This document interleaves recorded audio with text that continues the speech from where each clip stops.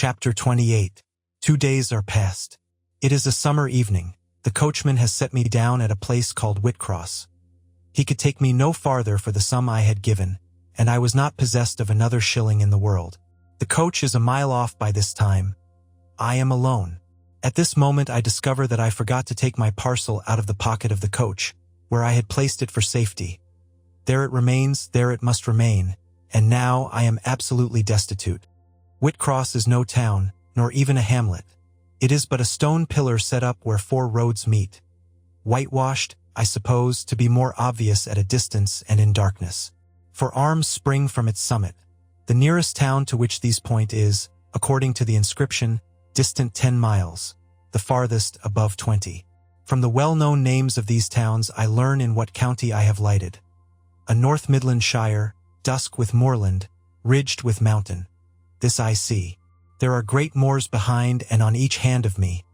There are waves of mountains far beyond that deep valley at my feet. The population here must be thin, and I see no passengers on these roads.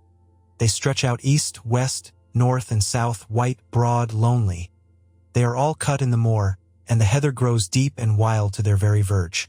Yet a chance traveler might pass by, and I wish no eye to see me now. Strangers would wonder what I am doing, lingering here at the signpost, evidently objectless and lost. I might be questioned. I could give no answer but what would sound incredible and excite suspicion. Not a tie holds me to human society at this moment. Not a charm or hope calls me where my fellow creatures are. None that saw me would have a kind thought or a good wish for me. I have no relative but the universal mother, nature. I will seek her breast and ask repose. I struck straight into the heath. I held on to a hollow I saw deeply furrowing the brown moorside. I waded knee-deep in its dark growth. I turned with its turnings, and finding a moss-blackened granite crag in a hidden angle, I sat down under it. High banks of moor were about me. The crag protected my head. The sky was over that. Some time passed before I felt tranquil even here.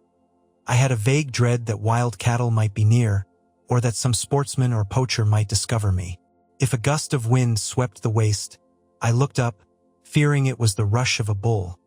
If a plover whistled, I imagined it a man. Finding my apprehensions unfounded, however, and calmed by the deep silence that reigned as evening declined at nightfall, I took confidence. As yet I had not thought. I had only listened, watched, dreaded. Now I regained the faculty of reflection. What was I to do? Where to go? Oh, intolerable questions, when I could do nothing and go nowhere. When a long way must yet be measured by my weary, trembling limbs before I could reach human habitation. When cold charity must be entreated before I could get a lodging. Reluctant sympathy importuned, almost certain repulse incurred, before my tale could be listened to, or one of my wants relieved. I touched the heath. It was dry, and yet warm with the heat of the summer day. I looked at the sky. It was pure. A kindly star twinkled just above the chasm ridge. The dew fell, but with propitious softness. No breeze whispered. Nature seemed to me benign and good. I thought she loved me, outcast as I was. And I, who from man could anticipate only mistrust, rejection, insult, clung to her with filial fondness. Tonight, at least, I would be her guest, as I was her child. My mother would lodge me without money and without price. I had one morsel of bread yet. The remnant of a roll I had bought in a town we passed through at noon with a stray penny, my last coin. I saw ripe bilberries gleaming here and there, like jet beads in the heath. I gathered a handful and ate them with the bread. My hunger, sharp before, was, if not satisfied, appeased by this hermit's meal. I said my evening prayers at its conclusion, and then chose my couch. Beside the crag the heath was very deep. When I lay down my feet were buried in it. Rising high on each side, it left only a narrow space for the night air to invade. I folded my shawl double and spread it over me for a coverlet. A low, mossy swell was my pillow. Thus lodged, I was not, at least at the commencement of the night, cold. My rest might have been blissful enough, only a sad heart broke it. It plained of its gaping wounds, its inward bleeding, its riven cords. It trembled for Mr. Rochester and his doom. It bemoaned him with bitter pity. It demanded him with ceaseless longing, and impotent as a bird with both wings broken, it still quivered its shattered pinions in vain attempts to seek him. Worn out with this torture of thought, I rose to my knees. Night was come, and her planets were risen. A safe, still night, too serene for the companionship of fear. We know that God is everywhere, but certainly we feel his presence most when his works are on the grandest scale spread before us, and it is in the unclouded night sky, where his worlds will their silent course, that we read clearest his infinitude, his omnipotence, his omnipresence. I had risen to my knees to pray for Mr. Rochester. Looking up, I, with tear-dimmed eyes, saw the mighty Milky Way. Remembering what it was, what countless systems there swept space like a soft trace of light, I felt the might and strength of God. Sure was I of his efficiency to save what he had made. Convinced I grew that neither earth should perish, nor one of the souls it treasured. I turned my prayer to thanksgiving. The source of life was also the savior of spirits. Mr. Rochester was safe. He was God's, and by God would he be guarded. I again nestled to the breast of the hill, and ere long in sleep forgot sorrow. But next day want came to me pale and bare. Long after the little birds had left their nests, long after bees had come in the sweet prime of day to gather the heath honey before the dew was dried, when the long morning shadows were curtailed, and the sun filled earth and sky, I got up and I looked round me. What a still, hot, perfect day. What a golden desert, this spreading moor. Everywhere sunshine. I wished I could live in it and on it. I saw a lizard run over the crag. I saw a bee busy among the sweet bilberries. I would fain at the moment have become bee or lizard, that I might have found fitting nutriment, permanent shelter here. But I was a human being and had a human being's wants. I must not linger where there was nothing to supply them. I rose. I looked back at the bed I had left. Hopeless of the future, I wished but this, that my Maker had that night thought good to require my soul of me while I slept, and that this weary frame, absolved by death from further conflict with fate, had now but to decay quietly and mingle in peace with the soil of this wilderness. Life, however, was yet in my possession, with all its requirements and pains and responsibilities. The burden must be carried, the want provided for, the suffering endured, the responsibility fulfilled. I set out. Whitcross regained. I followed a road which led from the sun, now fervent and high. By no other circumstance had I will to decide my choice. I walked a long time, and when I thought I had nearly done enough, and might conscientiously yield to the fatigue that almost overpowered me, might relax this forced action, and, sitting down on a stone I saw near, submit resistlessly to the apathy that clogged heart and limb, I heard a bell chime, a church bell. I turned in the direction of the sound, and there, amongst the romantic hills, whose changes and aspect I had ceased to note an hour ago, I saw a hamlet and a spire. All the valley at my right hand was full of pasture fields, and cornfields and wood, and a glittering stream ran zigzag through the varied shades of green, the mellowing grain, the somber woodland, the clear and sunny Lea. Recalled by the rumbling of wheels to the road before me, I saw a heavily laden wagon laboring up the hill, and not far beyond were 2 cows and their drover. Human life and human labor were near. I must struggle on, strive to live and bend to toil like the rest. About 2:00 p.m. I entered the village. At the bottom of its one street there was a little shop with some cakes of bread in the window. I coveted a cake of bread. With that refreshment I could perhaps regain a degree of energy.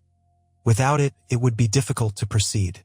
The wish to have some strength and some vigor returned to me as soon as I was amongst my fellow beings. I felt it would be degrading to faint with hunger on the causeway of a hamlet. Had I nothing about me I could offer in exchange for one of these rolls? I considered.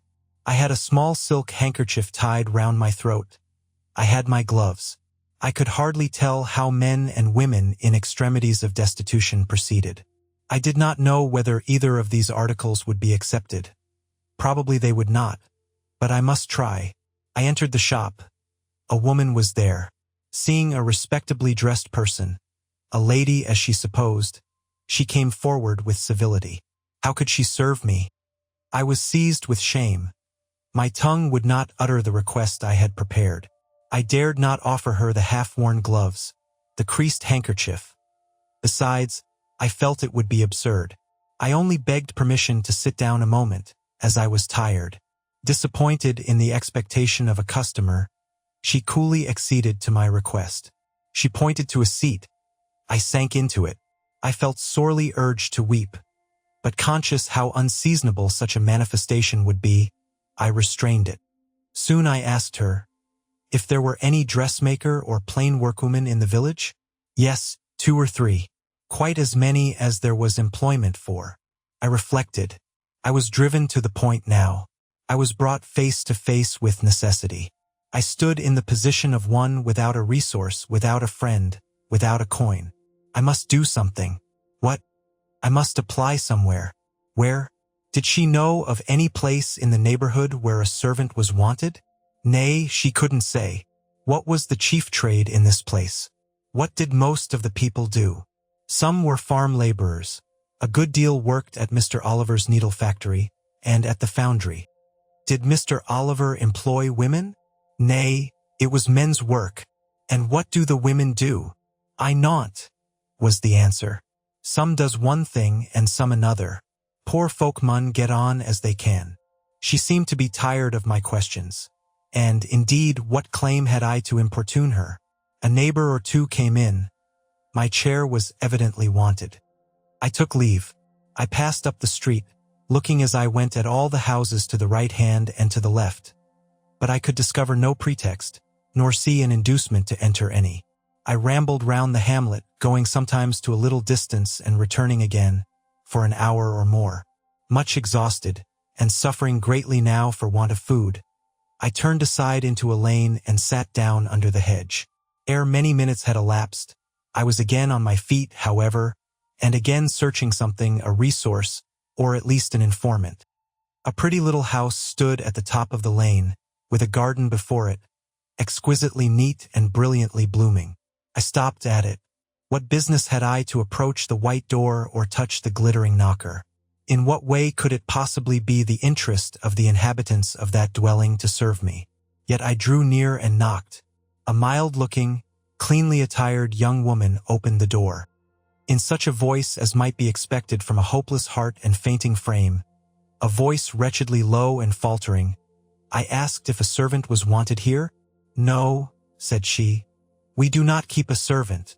Can you tell me where I could get employment of any kind? I continued. I am a stranger, without acquaintance in this place. I want some work, no matter what. But it was not her business to think for me, or to seek a place for me. Besides, in her eyes, how doubtful must have appeared my character, position, tale. She shook her head. She was sorry she could give me no information. And the white door closed, quite gently and civilly, but it shut me out. If she had held it open a little longer, I believe I should have begged a piece of bread, for I was now brought low. I could not bear to return to the sordid village, where, besides, no prospect of aid was visible. I should have longed rather to deviate to a wood I saw not far off, which appeared in its thick shade to offer inviting shelter. But I was so sick, so weak, so gnawed with nature's cravings, instinct kept me roaming round abodes where there was a chance of food. Solitude would be no solitude, rest no rest, while the vulture, hunger, thus sank beak and talons in my side. I drew near houses. I left them and came back again, and again I wandered away, always repelled by the consciousness of having no claim to ask, no right to expect interest in my isolated lot. Meantime, the afternoon advanced, while I thus wandered about like a lost and starving dog. In crossing a field, I saw the church spire before me. I hastened towards it. Near the churchyard, and in the middle of a garden, stood a well-built though small house, which I had no doubt was the parsonage. I remembered that strangers who arrive at a place where they have no friends, and who want employment, sometimes apply to the clergyman for introduction and aid. It is the clergyman's function to help, at least with advice, those who wish to help themselves. I seemed to have something like a right to seek counsel here. Renewing then my courage, and gathering my feeble remains of strength, I pushed on. I reached the house and knocked at the kitchen door. An old woman opened. I asked, was this the parsonage? Yes. Was the clergyman in? No. Would he be in soon? No, he was gone from home. To a distance? Not so far, happened 3 mile. He had been called away by the sudden death of his father. He was at Marsh End now, and would very likely stay there a fortnight longer. Was there any lady of the house? Nay, there was naught but her, and she was housekeeper. And of her, reader, I could not bear to ask the relief for want of which I was sinking. I could not yet beg, and again I crawled away. Once more I took off my handkerchief. Once more I thought of the cakes of bread in the little shop. Oh, for but a crust! For but one mouthful to allay the pang of famine. Instinctively I turned my face again to the village. I found the shop again, and I went in, and though others were there besides the woman, I ventured the request. Would she give me a roll for this handkerchief? She looked at me with evident suspicion. Nay, she never sold stuff that way. Almost desperate, I asked for half a cake. She again refused. How could she tell where I had got the handkerchief? She said. Would she take my gloves? No. What could she do with them? Reader, it is not pleasant to dwell on these details. Some say there is enjoyment in looking back to painful experience past. But at this day I can scarcely bear to review the times to which I allude.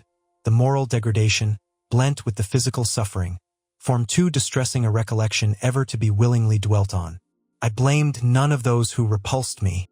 I felt it was what was to be expected, and what could not be helped. An ordinary beggar is frequently an object of suspicion. A well-dressed beggar inevitably so. To be sure, what I begged was employment. But whose business was it to provide me with employment? Not, certainly, that of persons who saw me then for the first time, and who knew nothing about my character. And as to the woman who would not take my handkerchief in exchange for her bread, why, she was right, if the offer appeared to her sinister or the exchange unprofitable. Let me condense now. I am sick of the subject. A little before dark I passed a farmhouse, at the open door of which the farmer was sitting, eating his supper of bread and cheese. I stopped and said, Will you give me a piece of bread? For I am very hungry. He cast on me a glance of surprise, but without answering, he cut a thick slice from his loaf and gave it to me. I imagine he did not think I was a beggar, but only an eccentric sort of lady, who had taken a fancy to his brown loaf. As soon as I was out of sight of his house, I sat down and ate it. I could not hope to get a lodging under a roof, and sought it in the wood I have before alluded to. But my night was wretched, my rest broken. The ground was damp, the air cold. Besides, intruders passed near me more than once, and I had again and again to change my quarters. No sense of safety or tranquility befriended me. Towards morning it rained. The whole of the following day was wet. Do not ask me, reader, to give a minute account of that day. As before, I sought work. As before, I was repulsed. As before, I starved. But once did food pass my lips. At the door of a cottage, I saw a little girl about to throw a mess of cold porridge into a pig trough. Will you give me that? I asked. She stared at me. Mother, she exclaimed, there is a woman wants me to give her these porridge. Well, lass, replied a voice within, give it her if she's a beggar. Pig doesn't want it. The girl emptied the stiffened mold into my hand, and I devoured it ravenously. As the wet twilight deepened, I stopped in a solitary bridle path, which I had been pursuing an hour or more. My strength is quite failing me, I said in a soliloquy. I feel I cannot go much farther. Shall I be an outcast again this night? While the rain descends so, must I lay my head on the cold, drenched ground? I fear I cannot do otherwise. For who will receive me? But it will be very dreadful, with this feeling of hunger, faintness, chill, and this sense of desolation, this total prostration of hope. In all likelihood, though, I should die before morning. And why cannot I reconcile myself to the prospect of death? Why do I struggle to retain a valueless life? Because I know or believe Mr. Rochester is living. And then, to die of want and cold is a fate to which nature cannot submit passively. Oh, Providence, sustain me a little longer. Aid! Direct me. My glazed eye wandered over the dim and misty landscape. I saw I had strayed far from the village. It was quite out of sight. The very cultivation surrounding it had disappeared. I had, by crossways and bypaths, once more drawn near the tract of moorland. And now only a few fields, almost as wild and unproductive as the heath from which they were scarcely reclaimed, lay between me and the dusky hill. Well, I would rather die yonder than in a street or on a frequented road, I reflected. And far better that crows and ravens, if any ravens there be in these regions, should pick my flesh from my bones, than that they should be prisoned in a workhouse coffin and moulder in a pauper's grave. To the hill, then, I turned. I reached it. It remained now only to find a hollow where I could lie down, and feel at least hidden, if not secure. But all the surface of the waste looked level. It showed no variation but of tint. Green, where rush and moss overgrew the marshes. Black, where the dry soil bore only heath. Dark as it was getting, I could still see these changes, though but as mere alternations of light and shade, for color had faded with the daylight. My eye still roved over the sullen swell and along the moor edge, vanishing amidst the wildest scenery, when at one dim point, far in among the marshes and the ridges, a light sprang up. That is an ignis fatuus, was my first thought, and I expected it would soon vanish. It burnt on, however, quite steadily, neither receding nor advancing. Is it, then, a bonfire just kindled? I questioned. I watched to see whether it would spread. But no, as it did not diminish, so it did not enlarge. It may be a candle in a house, I then conjectured. But if so, I can never reach it. It is much too far away, and were it within a yard of me, what would it avail? I should but knock at the door to have it shut in my face. And I sank down where I stood, and hid my face against the ground. I lay still a while. The night wind swept over the hill and over me, and died moaning in the distance. The rain fell fast, wetting me afresh to the skin. Could I but have stiffened to the still frost, the friendly numbness of death, it might have pelted on. I should not have felt it, but my yet living flesh shuddered at its chilling influence. I rose ere long. The light was yet there, shining dim but constant through the rain. I tried to walk again. I dragged my exhausted limbs slowly towards it. It led me aslant over the hill, through a wide bog, which would have been impassable in winter, and was splashy and shaking even now, in the height of summer. Here I fell twice, but as often I rose and rallied my faculties. This light was my forlorn hope. I must gain it. Having crossed the marsh, I saw a trace of white over the moor. I approached it. It was a road or a track. It led straight up to the light, which now beamed from a sort of knoll, amidst a clump of trees, firs, apparently, from what I could distinguish of the character of their forms and foliage through the gloom. My star vanished as I drew near. Some obstacle had intervened between me and it. I put out my hand to feel the dark mass before me. I discriminated the rough stones of a low wall, above it, something like palisades, and within, a high and prickly hedge. I groped on. Again a whitish object gleamed before me. It was a gate, a wicket. It moved on its hinges as I touched it. On each side stood a sable bush, holly or yew. Entering the gate and passing the shrubs, the silhouette of a house rose to view, black, low, and rather long. But the guiding light shone nowhere. All was obscurity. Were the inmates retired to rest? I feared it must be so. In seeking the door, I turned an angle. There shot out the friendly gleam again, from the lozenged panes of a very small latticed window, within a foot of the ground, made still smaller by the growth of ivy or some other creeping plant, whose leaves clustered thick over the portion of the house wall in which it was set. The aperture was so screened and narrow that curtain or shutter had been deemed unnecessary, and when I stooped down and put aside the spray of foliage shooting over it, I could see all within. I could see clearly a room with a sanded floor, clean scoured, a dresser of walnut, with pewter plates ranged in rows, reflecting the redness and radiance of a glowing peat fire. I could see a clock, a white deal table, some chairs.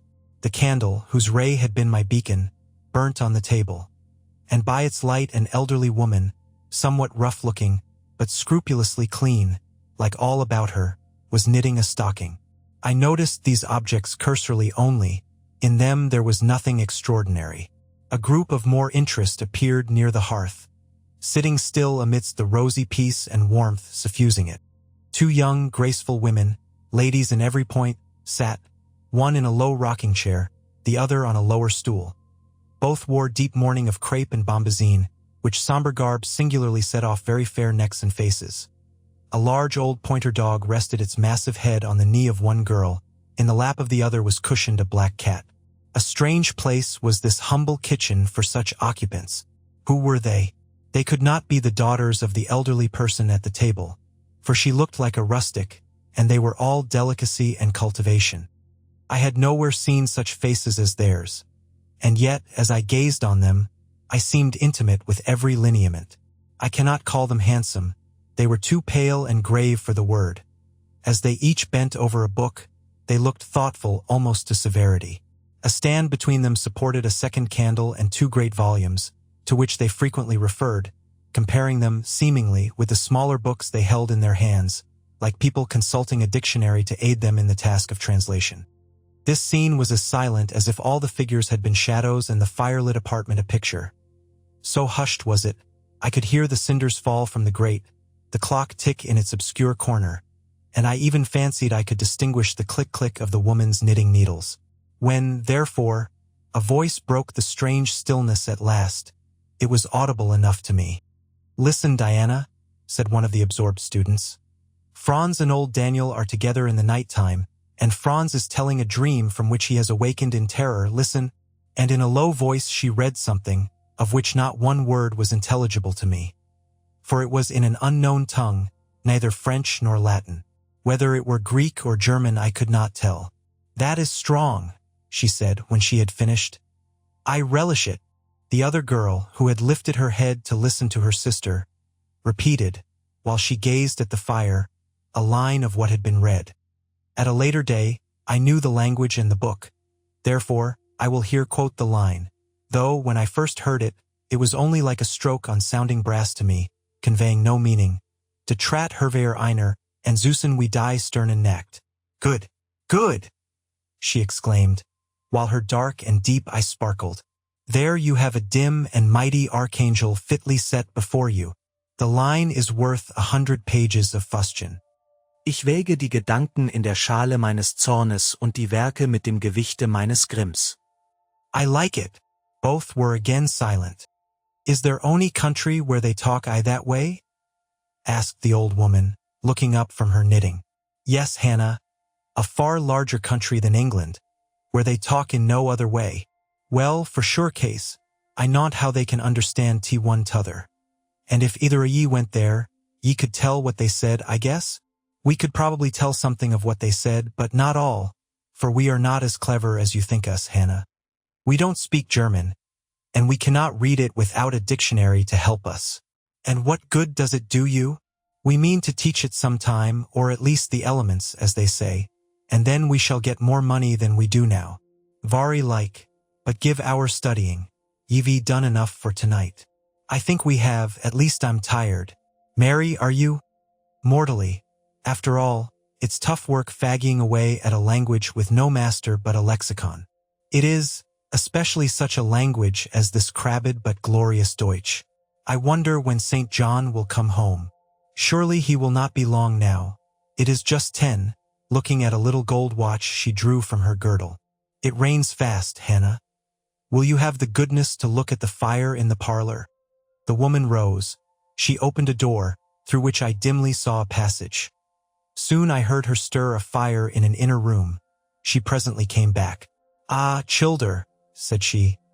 "It fair troubles me to go into yon room now. It looks so lonesome, why the chair empty and set back in a corner." She wiped her eyes with her apron. The two girls, grave before, looked sad now. "But he is in a better place," continued Hannah. "We shouldn't wish him here again. And then, nobody need to have a quieter death nor he had." "You say he never mentioned us?" inquired one of the ladies. "He hadn't time, bairn. He was gone in a minute, was your father. He had been a bit ailing like the day before, but not to signify, and when Mr. St. John asked if he would like either ye to be sent for, he fair laughed at him. He began again with a bit of a heaviness in his head the next day, that is, a fortnight sin, and he went to sleep and never wakened. He wore amos stark when your brother went into tea chamber and fanned him. Shilde. That's te last o' te old stock, for ye and Mr. St. John is like of different sort to them at's gone. For all your mother wore Michigan a your way, and amost as book learned. She wore the picture o' ye Mary. Diana is more like your father. I thought them so similar I could not tell where the old servant, for such I now concluded her to be, saw the difference.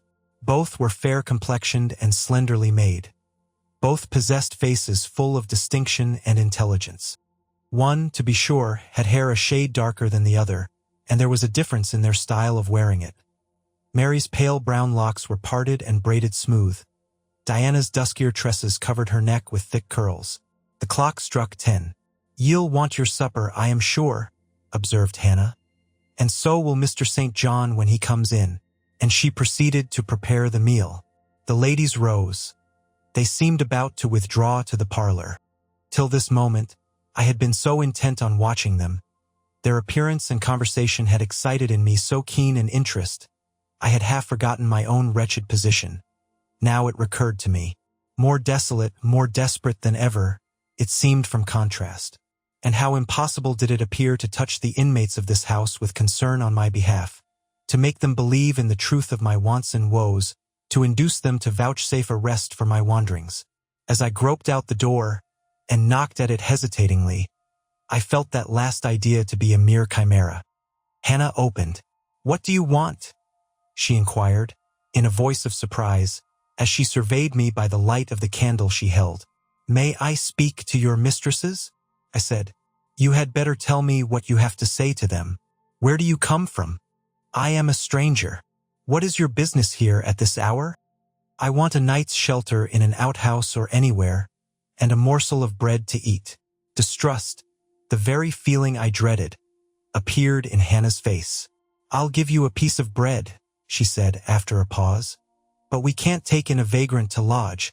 It isn't likely. Do let me speak to your mistresses." "No, not I. What can they do for you? You should not be roving about now. It looks very ill. But where shall I go if you drive me away? What shall I do?" "Oh, I'll warrant you know where to go and what to do. Mind you don't do wrong, that's all. Here is a penny. Now go. A penny cannot feed me, and I have no strength to go farther. Don't shut the door. Oh, don't. For God's sake. I must. The rain is driving in. Tell the young ladies. Let me see them. Indeed, I will not. You are not what you ought to be, or you wouldn't make such a noise. Move off. But I must die if I am turned away. Not you. I'm feared you have some ill plans, Agate, that bring you about folks' houses at this time o' night. If you've any followers, housebreakers or such like anywhere near, you may tell them we are not by ourselves in the house. We have a gentleman and dogs and guns." Here the honest but inflexible servant clapped the door to and bolted it within. This was the climax. A pang of exquisite suffering, a throe of true despair, rent and heaved my heart. Worn out, indeed, I was. Not another step could I stir. I sank on the wet doorstep. I groaned. I wrung my hands. I wept in utter anguish. Oh, this specter of death! Oh, this last hour, approaching in such horror! Alas, this isolation, this banishment from my kind! Not only the anchor of hope, but the footing of fortitude was gone, at least for a moment. But the last I soon endeavored to regain. "I can but die," I said, "and I believe in God. Let me try to wait His will in silence." These words I not only thought but uttered, and thrusting back all my misery into my heart, I made an effort to compel it to remain there, dumb and still. "All men must die," said a voice quite close at hand. "But all are not condemned to meet a lingering and premature doom, such as yours would be if you perished here of want." "Who or what speaks?" I asked, terrified at the unexpected sound, and incapable now of deriving from any occurrence a hope of aid. A form was near. What form, the pitch-dark night and my enfeebled vision prevented me from distinguishing. With a loud long knock, the newcomer appealed to the door. "Is it you, Mr. St. John?" cried Hannah. "Yes, yes. Open quickly." "Well, how wet and cold you must be. Such a wild night as it is. Come in, your sisters are quite uneasy about you, and I believe there are bad folks about." There has been a beggar woman. I declare she is not gone yet. Laid down there. Get up. For shame. Move off, I say. Hush, Hannah. I have a word to say to the woman. You have done your duty in excluding. Now let me do mine in admitting her. I was near and listened to both you and her. I think this is a peculiar case. I must at least examine into it. Young woman, rise, and pass before me into the house.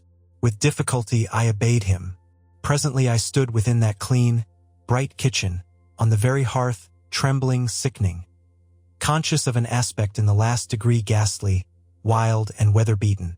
The two ladies, their brother, Mr. St. John, the old servant, were all gazing at me. St. John, who is it? I heard one ask. I cannot tell. I found her at the door, was the reply. She does look white, said Hannah. As white as clay or death, was responded. She will fall. Let her sit. And indeed my head swam. I dropped, but a chair received me. I still possessed my senses, though just now I could not speak. Perhaps a little water would restore her. Hannah, fetch some, but she is worn to nothing. How very thin, and how very bloodless. A mere spectre. Is she ill or only famished? Famished, I think. Hannah, is that milk?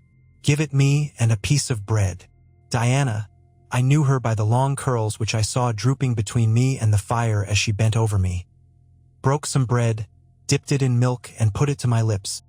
Her face was near mine. I saw there was pity in it, and I felt sympathy in her hurried breathing. In her simple words, too, the same bomb-like emotion spoke. Try to eat. Yes, try, repeated Mary gently.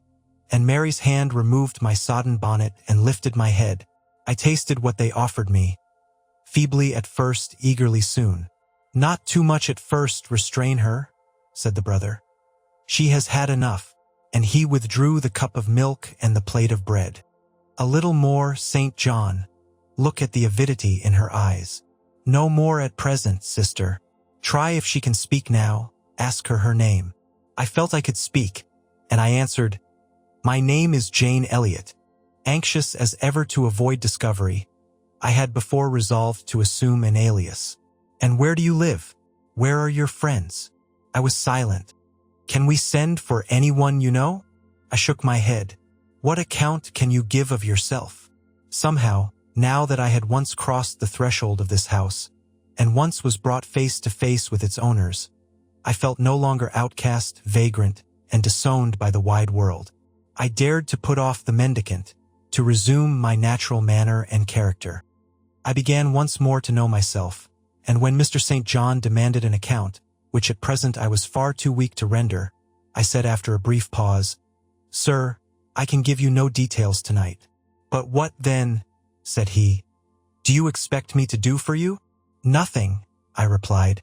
My strength sufficed for but short answers. Diana took the word. Do you mean, she asked, that we have now given you what aid you require, and that we may dismiss you to the moor and the rainy night? I looked at her. She had, I thought, a remarkable countenance, instinct both with power and goodness. I took sudden courage. Answering her compassionate gaze with a smile, I said, I will trust you. If I were a masterless and stray dog, I know that you would not turn me from your hearth tonight. As it is, I really have no fear. Do with me and for me as you like. But excuse me from much discourse, my breath is short. I feel a spasm when I speak. All three surveyed me, and all three were silent. Hannah, said Mr. St. John at last, let her sit there at present and ask her no questions. In 10 minutes more, give her the remainder of that milk and bread. Mary and Diana, let us go into the parlor and talk the matter over. They withdrew. Very soon one of the ladies returned. I could not tell which. A kind of pleasant stupor was stealing over me as I sat by the genial fire. In an undertone she gave some directions to Hannah. Ere long, with the servant's aid, I contrived to mount a staircase. My dripping clothes were removed. Soon a warm, dry bed received me. I thanked God, experienced amidst unutterable exhaustion a glow of grateful joy, and slept.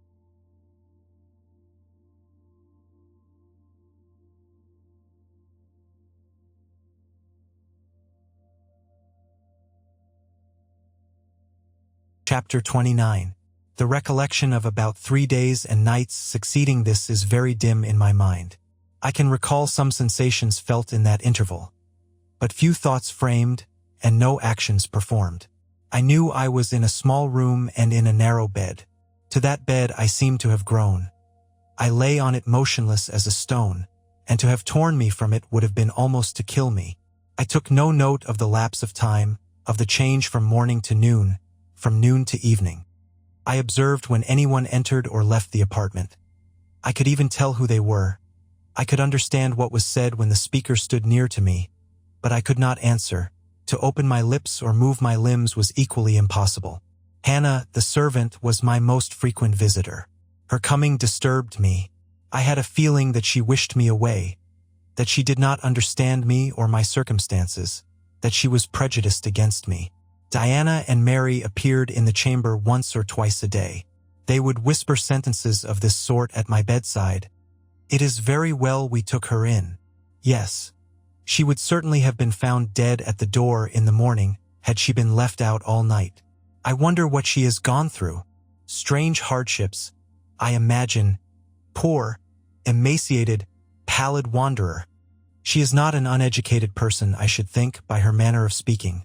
Her accent was quite pure, and the clothes she took off, though splashed and wet, were little worn and fine. She has a peculiar face. Fleshless and haggard as it is, I rather like it, and when in good health and animated, I can fancy her physiognomy would be agreeable. Never once in their dialogues did I hear a syllable of regret at the hospitality they had extended to me, or of suspicion of or aversion to myself. I was comforted. Mr. St. John came but once. He looked at me and said my state of lethargy was the result of reaction from excessive and protracted fatigue. He pronounced it needless to send for a doctor. Nature, he was sure, would manage best, left to herself. He said every nerve had been overstrained in some way, and the whole system must sleep torpid a while. There was no disease. He imagined my recovery would be rapid enough when once commenced. These opinions he delivered in a few words, in a quiet, low voice, and added, after a pause, in the tone of a man little accustomed to expansive comment, "Rather an unusual physiognomy. Certainly not indicative of vulgarity or degradation." "Far otherwise," responded Diana. "To speak truth, St. John, my heart rather warms to the poor little soul. I wish we may be able to benefit her permanently." "That is hardly likely," was the reply. "You will find she is some young lady who has had a misunderstanding with her friends, and has probably injudiciously left them. We may, perhaps, succeed in restoring her to them, if she is not obstinate, but I trace lines of force in her face which make me skeptical of her tractability." He stood considering me some minutes, then added, "She looks sensible, but not at all handsome. She is so ill, St. John. Ill or well, she would always be plain. The grace and harmony of beauty are quite wanting in those features." On the 3rd day I was better. On the 4th I could speak, move, rise in bed, and turn. Hannah had brought me some gruel and dry toast, about, as I supposed, the dinner hour. I had eaten with relish. The food was good, void of the feverish flavor which had hitherto poisoned what I had swallowed. When she left me, I felt comparatively strong and revived. Ere long, satiety of repose and desire for action stirred me. I wished to rise, but what could I put on? Only my damp and bemired apparel, in which I had slept on the ground and fallen in the marsh. I felt ashamed to appear before my benefactors so clad. I was spared the humiliation. On a chair by the bedside were all my own things, clean and dry. My black silk frock hung against the wall. The traces of the bog were removed from it. The creases left by the wet smoothed out. It was quite decent. My very shoes and stockings were purified and rendered presentable. There were the means of washing in the room, and a comb and brush to smooth my hair. After a weary process and resting every 5 minutes, I succeeded in dressing myself. My clothes hung loose on me, for I was much wasted, but I covered deficiencies with a shawl, and once more, clean and respectable looking, no speck of the dirt, no trace of the disorder I so hated, and which seemed so to degrade me, left, I crept down a stone staircase with the aid of the banisters, to a narrow, low passage, and found my way presently to the kitchen. It was full of the fragrance of new bread and the warmth of a generous fire. Hannah was baking. Prejudices, it is well known, are most difficult to eradicate from the heart whose soil has never been loosened or fertilized by education. They grow there, firm as weeds among stones. Hannah had been cold and stiff, indeed, at the first. Latterly she had begun to relent a little, and when she saw me come in tidy and well-dressed, she even smiled. "What, you have got up?" she said. "You are better, then. You may sit you down in my chair on the hearthstone, if you will." She pointed to the rocking chair. I took it. She bustled about, examining me every now and then with the corner of her eye. Turning to me, as she took some loaves from the oven, she asked bluntly, "Did you ever go a-begging afore you came here?" I was indignant for a moment, but remembering that anger was out of the question, and that I had indeed appeared as a beggar to her, I answered quietly, but still not without a certain marked firmness. "You are mistaken in supposing me a beggar. I am no beggar, any more than yourself or your young ladies." After a pause she said, "I do not understand that. You've like no house, nor no brass, I guess? The want of house or brass, by which I suppose you mean money, does not make a beggar in your sense of the word. Are you book-learned?" she inquired presently. "Yes, very. But you've never been to a boarding school?" "I was at a boarding school 8 years. She opened her eyes wide. "Whatever cannot ye keep yourself for, then?" "I have kept myself, and, I trust, shall keep myself again." "What are you going to do with these gooseberries?" I inquired, as she brought out a basket of the fruit. "Mak' 'em into pies. Give them to me, and I'll pick them." "Nay, I do not want ye to do naught. But I must do something. Let me have them." She consented, and she even brought me a clean towel to spread over my dress, lest, as she said, I should mucky it. "Ye've not been used to sarvants' work, I see by your hands," she remarked. "Happen ye've been a dressmaker?" "No, you are wrong. And now, never mind what I have been. Don't trouble your head further about me, but tell me the name of the house where we are." "Some calls it Marsh End, and some calls it Moor House." "And the gentleman who lives here is called Mr. St. John?" "Nay, he doesn't live here. He is only staying a while. When he is at home, he is in his own parish at Morton." "That village a few miles off?" "Aye. And what is he?" "He is a parson." I remembered the answer of the old housekeeper at the parsonage, when I had asked to see the clergyman. This, then, was his father's residence? Aye, old Mr. Rivers lived here, and his father and grandfather and great-grandfather afore him. "The name, then, of that gentleman is Mr. St. John Rivers?" "Aye, St. John is like his Kirsten name." "And his sisters are called Diana and Mary Rivers?" "Yes." "Their father is dead?" "Dead 3 weeks sin of a stroke." "They have no mother?" "The mistress has been dead this mony a year." "Have you lived with the family long?" "I've lived here 30 year. I nursed them all 3. "That proves you must have been an honest and faithful servant. I will say so much for you, though you have had the incivility to call me a beggar." She again regarded me with a surprised stare. "I believe," she said, "I was quite mistaken in my thoughts of you, but there is so mony cheats goes about, you mun forgy me. And though," I continued rather severely, "you wished to turn me from the door on a night when you should not have shut out a dog. Well, it was hard, but what can a body do? I thought more o' childer nor of missile. Poor things, they've like nobody to tak' care on 'em but me. I'm like to look sharpish." I maintained a grave silence for some minutes. "You mun not think too hardly of me," she again remarked. "But I do think hardly of you," I said. "And I'll tell you why, not so much because you refused to give me shelter, or regarded me as an impostor, as because you just now made it a species of reproach that I had no brass and no house. Some of the best people that ever lived have been as destitute as I am, and if you are a Christian, you ought not to consider poverty a crime." "No more I ought," said she.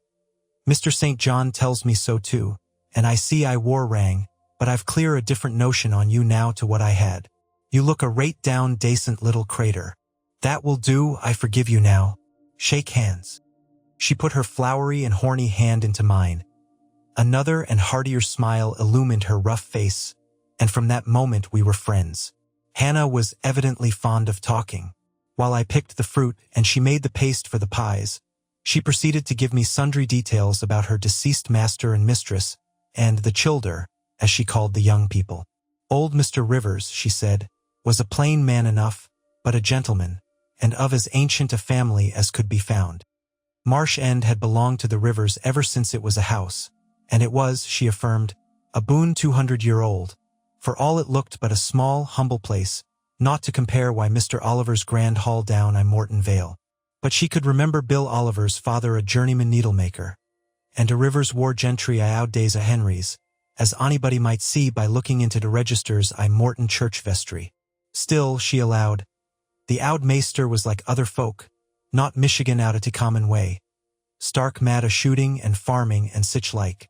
The mistress was different. She was a great reader and studied a deal, and the bairns had taken after her. There was nothing like them in these parts, nor ever had been. They had liked learning, all three, almost from the time they could speak, and they had always been of a mack of their own. Mr. St. John, when he grew up, would go to college and be a parson, and the girls, as soon as they left school, would seek places as governesses. For they had told her their father had some years ago lost a great deal of money by a man he had trusted turning bankrupt, and as he was now not rich enough to give them fortunes, they must provide for themselves. They had lived very little at home for a long while, and were only come now to stay a few weeks on account of their father's death. But they did so like Marsh End and Morton, and all these moors and hills about. They had been in London and many other grand towns. But they always said there was no place like home, and then they were so agreeable with each other, never fell out nor thrept. She did not know where there was such a family for being united. Having finished my task of gooseberry picking, I asked where the two ladies and their brother were now. Gone over to Morton for a walk, but they would be back in half an hour to tea.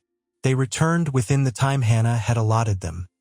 They entered by the kitchen door. Mr. St. John, when he saw me, merely bowed and passed through. The two ladies stopped. Mary, in a few words, kindly and calmly expressed the pleasure she felt in seeing me well enough to be able to come down. Diana took my hand. She shook her head at me. "You should have waited for my leave to descend," she said. "You still look very pale and so thin. Poor child. Poor girl." Diana had a voice toned, to my ear, like the cooing of a dove.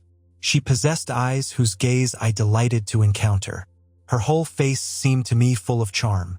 Mary's countenance was equally intelligent, her features equally pretty, but her expression was more reserved, and her manners, though gentle, more distant. Diana looked and spoke with a certain authority. She had a will, evidently. It was my nature to feel pleasure in yielding to an authority supported like hers, and to bend, where my conscience and self-respect permitted, to an active will. "And what business have you here?" she continued. "It is not your place. Mary and I sit in the kitchen sometimes because at home we like to be free even to license, but you are a visitor and must go into the parlor." "I am very well here." "Not at all, with Hannah bustling about and covering you with flour. Besides, the fire is too hot for you," interposed Mary.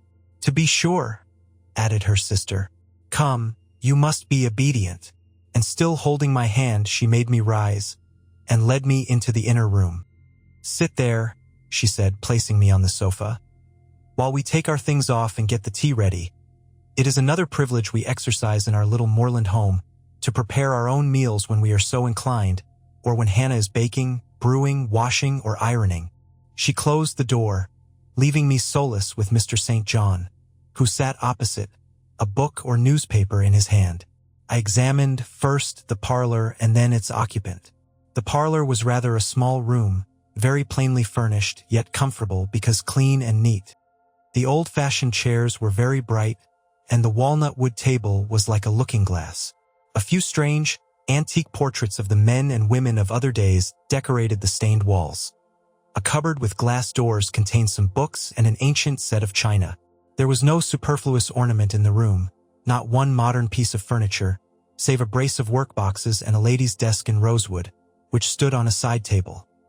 Everything, including the carpet and curtains, looked at once well worn and well saved. Mr. St. John, sitting as still as one of the dusty pictures on the walls, keeping his eyes fixed on the page he perused, and his lips mutely sealed, was easy enough to examine. Had he been a statue instead of a man, he could not have been easier. He was young, perhaps from 28 to 30, tall, slender. His face riveted the eye. It was like a Greek face, very pure in outline. Quite a straight, classic nose, quite an Athenian mouth and chin. It is seldom, indeed, an English face comes so near the antique models as did his. He might well be a little shocked at the irregularity of my lineaments, his own being so harmonious. His eyes were large and blue with brown lashes. His high forehead, colorless as ivory, was partially streaked over by careless locks of fair hair. This is a gentle delineation, is it not, reader? Yet he whom it describes scarcely impressed one with the idea of a gentle, a yielding, an impressible, or even of a placid nature. Quiescent as he now sat, there was something about his nostril, his mouth, his brow, which, to my perceptions, indicated elements within either restless, or hard, or eager. He did not speak to me one word, nor even direct to me one glance, till his sisters returned. Diana, as she passed in and out, in the course of preparing tea, brought me a little cake, baked on the top of the oven. "Eat that now," she said. "You must be hungry. Hannah says you have had nothing but some gruel since breakfast." I did not refuse it, for my appetite was awakened and keen. Mr. Rivers now closed his book, approached the table, and, as he took a seat, fixed his blue pictorial-looking eyes full on me. There was an unceremonious directness, a searching, decided steadfastness in his gaze now, which told that intention, and not diffidence, had hitherto kept it averted from the stranger. "You are very hungry," he said. "I am, sir. It is my way, it always was my way, by instinct, ever to meet the brief with brevity, the direct with plainness. It is well for you that a low fever has forced you to abstain for the last 3 days. There would have been danger in yielding to the cravings of your appetite at first. Now you may eat, though still not immoderately." "I trust one shall not eat long at your expense, sir," was my very clumsily contrived, unpolished answer. "No," he said coolly. "When you have indicated to us the residence of your friends, we can write to them and you may be restored to home. That, I must plainly tell you, is out of my power to do, being absolutely without home and friends." The three looked at me, but not distrustfully. I felt there was no suspicion in their glances. There was more of curiosity. I speak particularly of the young ladies. St. John's eyes, though clear enough in a literal sense, in a figurative one were difficult to fathom. He seemed to use them rather as instruments to search other people's thoughts, than as agents to reveal his own, the which combination of keenness and reserve was considerably more calculated to embarrass than to encourage. "Do you mean to say," he asked, "that you are completely isolated from every connection?" "Ido. Not a tie links me to any living thing. Not a claim do I possess to admittance under any roof in England. A most singular position at your age." Here I saw his glance directed to my hands, which were folded on the table before me. I wondered what he sought there. His words soon explained the quest. "You have never been married? You are a spinster." Diana laughed. "Why, she can't be above 17 or 18 years old, St. John," said she. "I am near 19, but I am not married." "No." I felt a burning glow mount to my face, for bitter and agitating recollections were awakened by the allusion to marriage. They all saw the embarrassment and the emotion. Diana and Mary relieved me by turning their eyes elsewhere than to my crimson visage. But the colder and sterner brother continued to gaze, till the trouble he had excited forced out tears as well as color. "Where did you last reside?" he now asked. "You are too inquisitive, St. John," murmured Mary in a low voice, but he leaned over the table and required an answer by a second firm and piercing look. "The name of the place where, and of the person with whom I lived, is my secret," I replied concisely. "Which, if you like, you have, in my opinion, a right to keep, both from St. John and every other questioner," remarked Diana. "Yet, if I know nothing about you or your history, I cannot help you," he said. "And you need help, do you not?" "I need it, and I seek it so far, sir, that some true philanthropist will put me in the way of getting work which I can do, and the remuneration for which will keep me, if but in the barest necessaries of life. I know not whether I am a true philanthropist, yet I am willing to aid you to the utmost of my power in a purpose so honest. First, then, tell me what you have been accustomed to do, and what you can do. I had now swallowed my tea. I was mightily refreshed by the beverage, as much so as a giant with wine. It gave new tone to my unstrung nerves, and enabled me to address this penetrating young judge steadily. "Mr. Rivers," I said, turning to him and looking at him as he looked at me openly and without diffidence. "You and your sisters have done me a great service, the greatest man can do his fellow being. You have rescued me, by your noble hospitality, from death. This benefit conferred gives you an unlimited claim on my gratitude, and a claim, to a certain extent, on my confidence. I will tell you as much of the history of the wanderer you have harbored, as I can tell without compromising my own peace of mind, my own security, moral and physical, and that of others. I am an orphan, the daughter of a clergyman. My parents died before I could know them. I was brought up a dependent, educated in a charitable institution. I will even tell you the name of the establishment, where I passed 6 years as a pupil and 2 as a teacher, Lowood Orphan Asylum, Shire. You will have heard of it, Mr. Rivers? The Reverend Robert Brocklehurst is the treasurer. I have heard of Mr. Brocklehurst, and I have seen the school. I left Lowood nearly a year since to become a private governess. I obtained a good situation and was happy. This place I was obliged to leave 4 days before I came here. The reason of my departure I cannot and ought not to explain. It would be useless, dangerous, and would sound incredible. No blame attached to me. I am as free from culpability as any one of you 3. Miserable I am, and must be for a time. For the catastrophe which drove me from a house I had found a paradise was of a strange and direful nature. I observed but 2 points in planning my departure: speed, secrecy. To secure these, I had to leave behind me everything I possessed except a small parcel, which, in my hurry and trouble of mind, I forgot to take out of the coach that brought me to Whitcross. To this neighborhood, then, I came quite destitute. I slept 2 nights in the open air, and wandered about 2 days without crossing a threshold. But twice in that space of time did I taste food, and it was when brought by hunger, exhaustion, and despair almost to the last gasp, that you, Mr. Rivers, forbade me to perish of want at your door, and took me under the shelter of your roof. I know all your sisters have done for me since, for I have not been insensible during my seeming torpor, and I owe to their spontaneous, genuine, genial compassion as large a debt as to your evangelical charity. "Don't make her talk any more now, St. John," said Diana as I paused. "She is evidently not yet fit for excitement. Come to the sofa and sit down now, Miss Elliot." I gave an involuntary half-start at hearing the alias. I had forgotten my new name. Mr. Rivers, whom nothing seemed to escape, noticed it at once. "You said your name was Jane Elliot?" he observed. "I did say so, and it is the name by which I think it expedient to be called at present, but it is not my real name, and when I hear it, it sounds strange to me." "Your real name you will not give?" "No, I fear discovery above all things, and whatever disclosure would lead to it, I avoid." "You are quite right, I am sure," said Diana. "Now do, brother, let her be at peace a while." But when St. John had mused a few moments, he recommenced as imperturbably and with as much acumen as ever. "You would not like to be long dependent on our hospitality. You would wish, I see, to dispense as soon as may be with my sister's compassion, and, above all, with my charity. I am quite sensible of the distinction drawn, nor do I resent it. It is just you desire to be independent of us?" "I do. I have already said so. Show me how to work or how to seek work. That is all I now ask. Then let me go, if it be but to the meanest cottage. But till then, allow me to stay here. I dread another essay of the horrors of homeless destitution."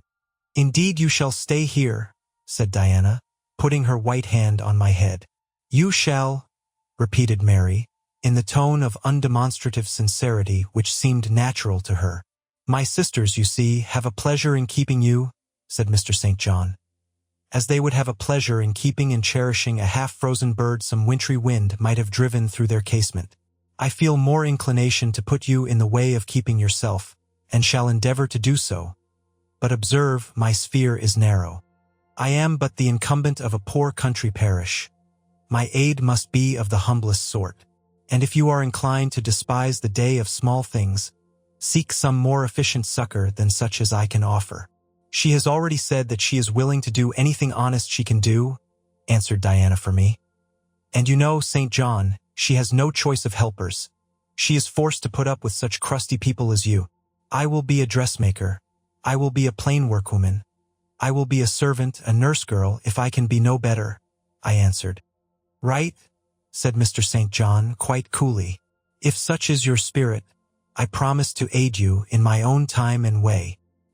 He now resumed the book with which he had been occupied before tea. I soon withdrew, for I had talked as much and sat up as long as my present strength would permit. Chapter 30. The more I knew of the inmates of Moor House, the better I liked them. In a few days I had so far recovered my health that I could sit up all day and walk out sometimes. I could join with Diana and Mary in all their occupations, converse with them as much as they wished, and aid them when and where they would allow me. There was a reviving pleasure in this intercourse, of a kind now tasted by me for the first time, the pleasure arising from perfect congeniality of tastes, sentiments, and principles. I liked to read what they liked to read. What they enjoyed delighted me. What they approved I reverenced. They loved their sequestered home. I, too, in the gray, small, antique structure, with its low roof, its latticed casements, its moldering walls, its avenue of aged firs, all grown aslant under the stress of mountain winds. Its garden, dark with yew and holly, and where no flowers but of the hardiest species would bloom, found a charm both potent and permanent. They clung to the purple moors behind and around their dwelling, to the hollow vale into which the pebbly bridle path leading from their gate descended, and which wound between fern banks first, and then amongst a few of the wildest little pasture fields that ever bordered a wilderness of heath, or gave sustenance to a flock of gray moorland sheep with their little mossy-faced lambs. They clung to this scene, I say, with a perfect enthusiasm of attachment. I could comprehend the feeling, and share both its strength and truth. I saw the fascination of the locality. I felt the consecration of its loneliness. My eye feasted on the outline of swell and sweep, on the wild coloring communicated to ridge and dell by moss, by heath bell, by flower-sprinkled turf, by brilliant bracken, and mellow granite crag. These details were just to me what they were to them, so many pure and sweet sources of pleasure. The strong blast and the soft breeze, the rough and the halcyon day, the hours of sunrise and sunset, the moonlight and the clouded night, developed for me in these regions the same attraction as for them, wound round my faculties the same spell that entranced theirs. Indoors we agreed equally well. They were both more accomplished and better read than I was. But with eagerness I followed in the path of knowledge they had trodden before me. I devoured the books they lent me. Then it was full satisfaction to discuss with them in the evening what I had perused during the day. Thought fitted thought. Opinion met opinion.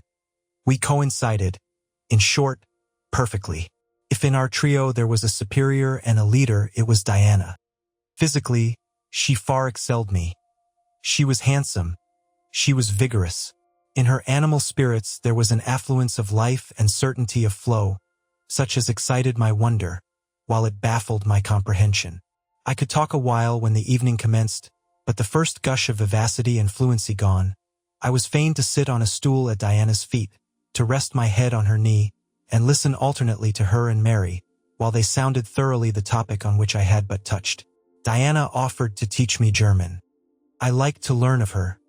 I saw the part of instructress pleased and suited her. That of scholar pleased and suited me no less. Our natures dovetailed, mutual affection, of the strongest kind, was the result. They discovered I could draw. Their pencils and color boxes were immediately at my service. My skill, greater in this one point than theirs, surprised and charmed them. Mary would sit and watch me by the hour together. Then she would take lessons, and a docile, intelligent, assiduous pupil she made. Thus occupied, and mutually entertained, days passed like hours and weeks like days. As to Mr. St. John, the intimacy which had arisen so naturally and rapidly between me and his sisters did not extend to him. One reason of the distance yet observed between us was that he was comparatively seldom at home. A large proportion of his time appeared devoted to visiting the sick and poor among the scattered population of his parish. No weather seemed to hinder him in these pastoral excursions. Rain or fair, he would, when his hours of morning study were over, take his hat, and, followed by his father's old pointer, Carlo, go out on his mission of love or duty. I scarcely know in which light he regarded it. Sometimes, when the day was very unfavorable, his sisters would expostulate. He would then say, with a peculiar smile, more solemn than cheerful, "And if I let a gust of wind or a sprinkling of rain turn me aside from these easy tasks, what preparation would such sloth be for the future I propose to myself?" Diana and Mary's general answer to this question was a sigh, and some minutes of apparently mournful meditation. But besides his frequent absences, there was another barrier to friendship with him. He seemed of a reserved, an abstracted, and even of a brooding nature.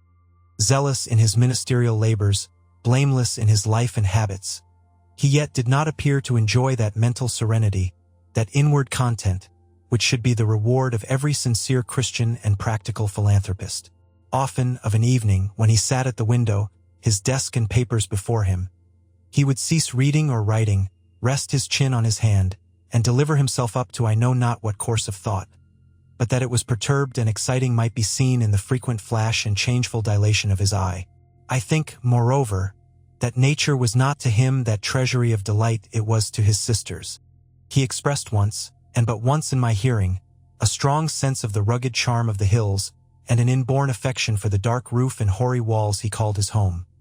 But there was more of gloom than pleasure in the tone and words in which the sentiment was manifested, and never did he seem to roam the moors for the sake of their soothing silence, never seek out or dwell upon the thousand peaceful delights they could yield. Incommunicative as he was, some time elapsed before I had an opportunity of gauging his mind. I first got an idea of its caliber when I heard him preach in his own church at Morton. I wish I could describe that sermon, but it is past my power. I cannot even render faithfully the effect it produced on me. It began calm, and indeed, as far as delivery and pitch of voice went, it was calm to the end. An earnestly felt, yet strictly restrained zeal breathed soon in the distinct accents, and prompted the nervous language. This grew to force, compressed, condensed, controlled. The heart was thrilled, the mind astonished, by the power of the preacher. Neither were softened. Throughout there was a strange bitterness, an absence of consolatory gentleness. Stern allusions to Calvinistic doctrines, election, predestination, reprobation were frequent, and each reference to these points sounded like a sentence pronounced for doom. When he had done, instead of feeling better, calmer, more enlightened by his discourse, I experienced an inexpressible sadness. For it seemed to me, I know not whether equally so to others, that the eloquence to which I had been listening had sprung from a depth where lay turbid dregs of disappointment, where moved troubling impulses of insatiate yearnings and disquieting aspirations. I was sure St. John Rivers, pure-lived, conscientious, zealous as he was, had not yet found that peace of God which passeth all understanding. He had no more found it, I thought, than had I with my concealed and racking regrets for my broken idol and lost Elysium, regrets to which I have latterly avoided referring, but which possessed me and tyrannized over me ruthlessly. Meantime, a month was gone. Diana and Mary were soon to leave Moor House, and return to the far different life and scene which awaited them, as governesses in a large, fashionable, south of England city, where each held a situation in families by whose wealthy and haughty members they were regarded only as humble dependents, and who neither knew nor sought out their innate excellences, and appreciated only their acquired accomplishments as they appreciated the skill of their cook or the taste of their waiting woman. Mr. St. John had said nothing to me yet about the employment he had promised to obtain for me, yet it became urgent that I should have a vocation of some kind.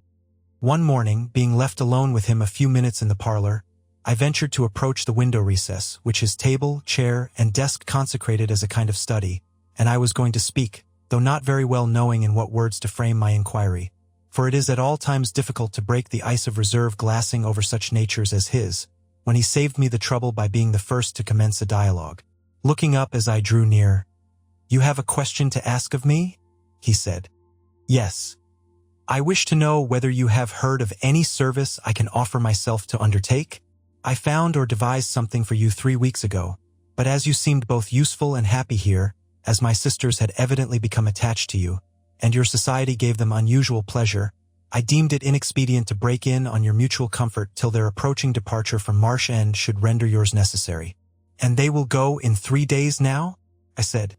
Yes, and when they go, I shall return to the parsonage at Morton. Hannah will accompany me, and this old house will be shut up.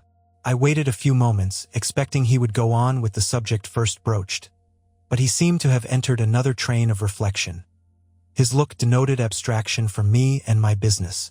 I was obliged to recall him to a theme which was of necessity one of close and anxious interest to me. What is the employment you had in view, Mr. Rivers? I hope this delay will not have increased the difficulty of securing it. Oh, no, since it is an employment which depends only on me to give, and you to accept. He again paused. There seemed a reluctance to continue. I grew impatient. A restless movement or two, and an eager and exacting glance fastened on his face, conveyed the feeling to him as effectually as words could have done, and with less trouble. You need be in no hurry to hear, he said. Let me frankly tell you, I have nothing eligible or profitable to suggest. Before I explain, recall, if you please, my notice clearly given, that if I helped you, it must be as the blind man would help the lame. I am poor, for I find that, when I have paid my father's debts, all the patrimony remaining to me will be this crumbling grange, the row of scathed firs behind, and the patch of moorish soil, with the yew trees and holly bushes in front. I am obscure.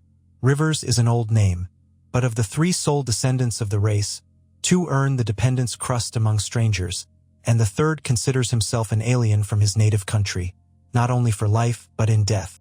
Yes, and deems, and is bound to deem, himself honored by the lot, and aspires but after the day when the cross of separation from fleshly ties shall be laid on his shoulders, and when the head of that church militant of whose humblest members he is one, shall give the word, Rise, follow me.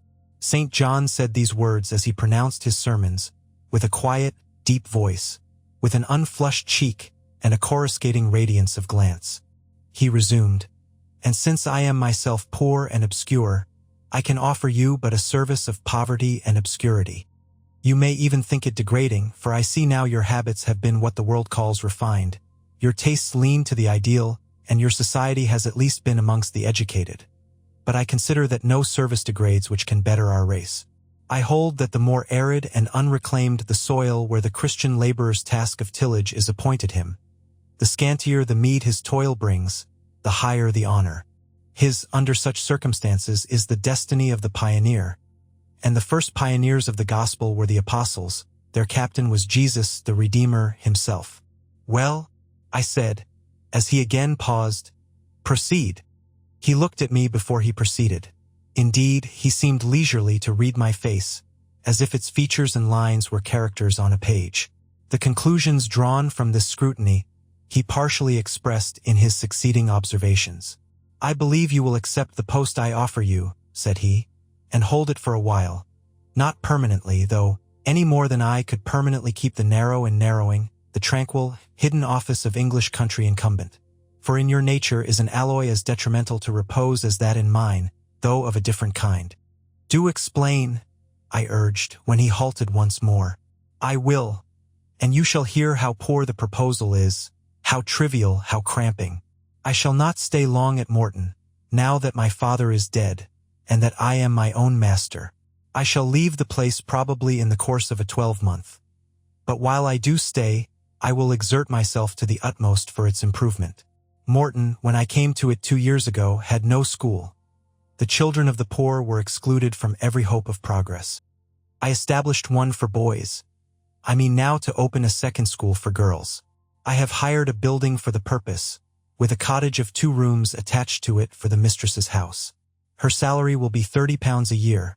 Her house is already furnished, very simply, but sufficiently, by the kindness of a lady, Miss Oliver, the only daughter of the sole rich man in my parish, Mr. Oliver, the proprietor of a needle factory and iron foundry in the valley.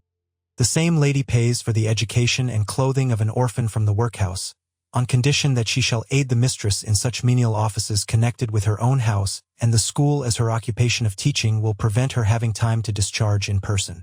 Will you be this mistress? He put the question rather hurriedly. He seemed half to expect an indignant, or at least a disdainful rejection of the offer. Not knowing all my thoughts and feelings, though guessing some, he could not tell in what light the lot would appear to me. In truth it was humble, but then it was sheltered, and I wanted a safe asylum. It was plodding, but then, compared with that of a governess in a rich house, it was independent, and the fear of servitude with strangers entered my soul like iron. It was not ignoble, not unworthy, not mentally degrading. I made my decision. I thank you for the proposal, Mr. Rivers, and I accept it with all my heart. But you comprehend me? He said. It is a village school. Your scholars will be only poor girls, cottagers' children, at the best, farmers' daughters. Knitting, sewing, reading, writing, ciphering will be all you will have to teach. What will you do with your accomplishments? What with the largest portion of your mind, sentiments, tastes? Save them till they are wanted. They will keep. You know what you undertake, then? Ido. He now smiled, and not a bitter or a sad smile, but one well-pleased and deeply gratified. And when will you commence the exercise of your function? I will go to my house tomorrow and open the school, if you like, next week. Very well. So be it. He rose and walked through the room. Standing still, he again looked at me. He shook his head. What do you disapprove of, Mr. Rivers? I asked. You will not stay at Morton long. No, no. Why? What is your reason for saying so? I read it in your eye. It is not of that description which promises the maintenance of an even tenor in life. I am not ambitious. He started at the word ambitious. He repeated, No. What made you think of ambition? Who is ambitious? I know I am. But how did you find it out? I was speaking of myself. Well, if you are not ambitious, you are... He paused. What? I was going to say impassioned. But perhaps you would have misunderstood the word and been displeased. I mean, that human affections and sympathies have a most powerful hold on you. I am sure you cannot long be content to pass your leisure in solitude, and to devote your working hours to a monotonous labor wholly void of stimulus. Any more than I can be content, he added with emphasis. To live here buried in morass, pent in with mountains, my nature, that God gave me, contravened. My faculties, heaven bestowed, paralyzed, made useless. You hear now how I contradict myself. I, who preached contentment with a humble lot, and justified the vocation even of hewers of wood and drawers of water in God's service. I, his ordained minister, almost rave in my restlessness. Well, propensities and principles must be reconciled by some means. He left the room. In this brief hour I had learnt more of him than in the whole previous month. Yet still he puzzled me. Diana and Mary Rivers became more sad and silent as the day approached for leaving their brother and their home. They both tried to appear as usual, but the sorrow they had to struggle against was one that could not be entirely conquered or concealed. Diana intimated that this would be a different parting from any they had ever yet known. It would probably, as far as St. John was concerned, be a parting for years. It might be a parting for life. He will sacrifice all to his long-framed resolves, she said. Natural affection and feelings more potent still. St. John looks quiet, Jane, but he hides a fever in his vitals.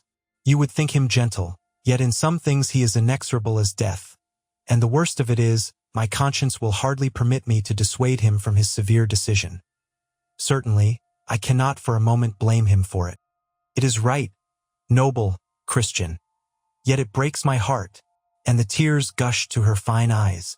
Mary bent her head low over her work. We are now without father.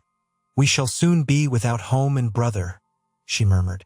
At that moment a little accident supervened, which seemed decreed by fate purposely to prove the truth of the adage, that misfortunes never come singly, and to add to their distresses the vexing one of the slip between the cup and the lip. St. John passed the window reading a letter. He entered. Our Uncle John is dead, said he. Both the sisters seemed struck, not shocked or appalled. The tidings appeared in their eyes rather momentous than afflicting. Dead? Repeated Diana. Yes. She riveted a searching gaze on her brother's face. And what then? She demanded in a low voice. What then, Di? He replied, maintaining a marble immobility of feature. What then? Why, nothing. Read. He threw the letter into her lap. She glanced over it and handed it to Mary. Mary perused it in silence and returned it to her brother. All three looked at each other, and all three smiled, a dreary, pensive smile enough. "Amen. We can yet live," said Diana at last. "At any rate, it makes us no worse off than we were before," remarked Mary. "Only it forces rather strongly on the mind the picture of what might have been," said Mr. Rivers, "and contrasts it somewhat too vividly with what is." He folded the letter, locked it in his desk, and again went out. For some minutes no one spoke. Diana then turned to me. "Jane, you will wonder at us and our mysteries," she said, "and think us hard-hearted beings not to be more moved at the death of so near a relation as an uncle, but we have never seen him or known him. He was my mother's brother. My father and he quarreled long ago. It was by his advice that my father risked most of his property in the speculation that ruined him. Mutual recrimination passed between them. They parted in anger and were never reconciled. My uncle engaged afterwards in more prosperous undertakings. It appears he realized a fortune of £20,000. He was never married, and had no near kindred but ourselves and one other person, not more closely related than we. My father always cherished the idea that he would atone for his error by leaving his possessions to us. That letter informs us that he has bequeathed every penny to the other relation, with the exception of 30 guineas, to be divided between St. John, Diana, and Mary Rivers, for the purchase of 3 mourning rings. He had a right, of course, to do as he pleased, and yet a momentary damp is cast on the spirits by the receipt of such news. Mary and I would have esteemed ourselves rich with £1,000 each, and to St. John such a sum would have been valuable, for the good it would have enabled him to do. This explanation given, the subject was dropped, and no further reference made to it by either Mr. Rivers or his sisters. The next day I left Marsh End for Morton. The day after, Diana and Mary quitted it for distant B. In a week, Mr. Rivers and Hannah repaired to the parsonage, and so the old Grange was abandoned. Chapter 31. My home, then, when I at last find a home, is a cottage. A little room with whitewashed walls and a sanded floor, containing 4 painted chairs and a table, a clock, a cupboard with 2 or 3 plates and dishes, and a set of tea things in delf. Above, a chamber of the same dimensions as the kitchen, with a deal bedstead and chest of drawers. Small, yet too large to be filled with my scanty wardrobe, though the kindness of my gentle and generous friends has increased that, by a modest stock of such things as are necessary. It is evening. I have dismissed, with the fee of an orange, the little orphan who serves me as a handmaid. I am sitting alone on the hearth. This morning the village school opened. I had 20 scholars, but 3 of the number can read, none write or cipher. Several knit and a few sew a little. They speak with the broadest accent of the district. At present, they and I have a difficulty in understanding each other's language. Some of them are unmannered, rough, intractable, as well as ignorant. But others are docile, have a wish to learn, and evince a disposition that pleases me. I must not forget that these coarsely clad little peasants are of flesh and blood as good as the scions of gentlest genealogy, and that the germs of native excellence, refinement, intelligence, kind feeling, are as likely to exist in their hearts as in those of the best born. My duty will be to develop these germs. Surely I shall find some happiness in discharging that office. Much enjoyment I do not expect in the life opening before me, yet it will, doubtless, if I regulate my mind, and exert my powers as I ought, yield me enough to live on from day to day. Was I very gleeful, settled, content, during the hours I passed in yonder bare, humble schoolroom this morning and afternoon? Not to deceive myself, I must reply, no. I felt desolate to a degree. I felt, yes, idiot that I am, I felt degraded. I doubted I had taken a step which sank instead of raising me in the scale of social existence. I was weakly dismayed at the ignorance, the poverty, the coarseness of all I heard and saw around me. But let me not hate and despise myself too much for these feelings. I know them to be wrong, that is a great step gained. I shall strive to overcome them. Tomorrow, I trust, I shall get the better of them partially, and in a few weeks, perhaps, they will be quite subdued. In a few months, it is possible the happiness of seeing progress, and a change for the better in my scholars may substitute gratification for disgust. Meantime, let me ask myself one question: which is better? To have surrendered to temptation, listened to passion, made no painful effort, no struggle, but to have sunk down in the silken snare, fallen asleep on the flowers covering it, wakened in a southern clime, amongst the luxuries of a pleasure villa, to have been now living in France, Mr. Rochester's mistress, delirious with his love half my time, for he would, oh, yes, he would have loved me well for a while. He did love me, no one will ever love me so again. I shall never more know the sweet homage given to beauty, youth, and grace, for never to anyone else shall I seem to possess these charms. He was fond and proud of me, it is what no man besides will ever be. But where am I wandering, and what am I saying, and above all, feeling?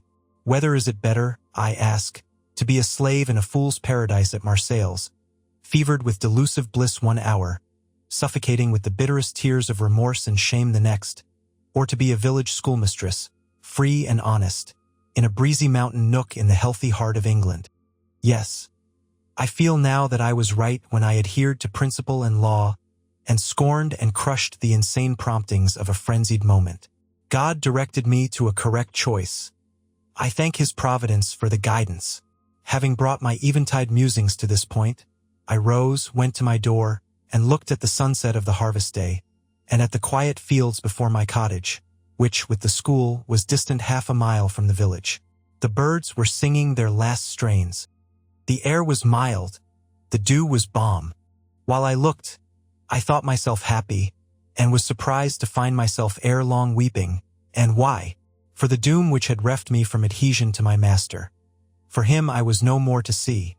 For the desperate grief and fatal fury, consequences of my departure, which might now, perhaps, be dragging him from the path of right, too far to leave hope of ultimate restoration thither. At this thought, I turned my face aside from the lovely sky of Eve and lonely vale of Morton. I say lonely, for in that bend of it visible to me there was no building apparent save the church and the parsonage, half hid in trees, and, quite at the extremity, the roof of Vale Hall, where the rich Mr. Oliver and his daughter lived. I hid my eyes and leant my head against the stone frame of my door. But soon a slight noise near the wicket which shut in my tiny garden from the meadow beyond it made me look up. A dog, old Carlo, Mr. Rivers' pointer, as I saw in a moment, was pushing the gate with his nose, and St. John himself leant upon it with folded arms. His brow knit, his gaze, grave almost to displeasure, fixed on me. I asked him to come in. No, I cannot stay. I have only brought you a little parcel my sisters left for you. I think it contains a color box, pencils, and paper. I approached to take it. A welcome gift it was. He examined my face, I thought, with austerity as I came near. The traces of tears were doubtless very visible upon it. Have you found your first day's work harder than you expected? He asked. Oh, no. On the contrary, I think in time I shall get on with my scholars very well.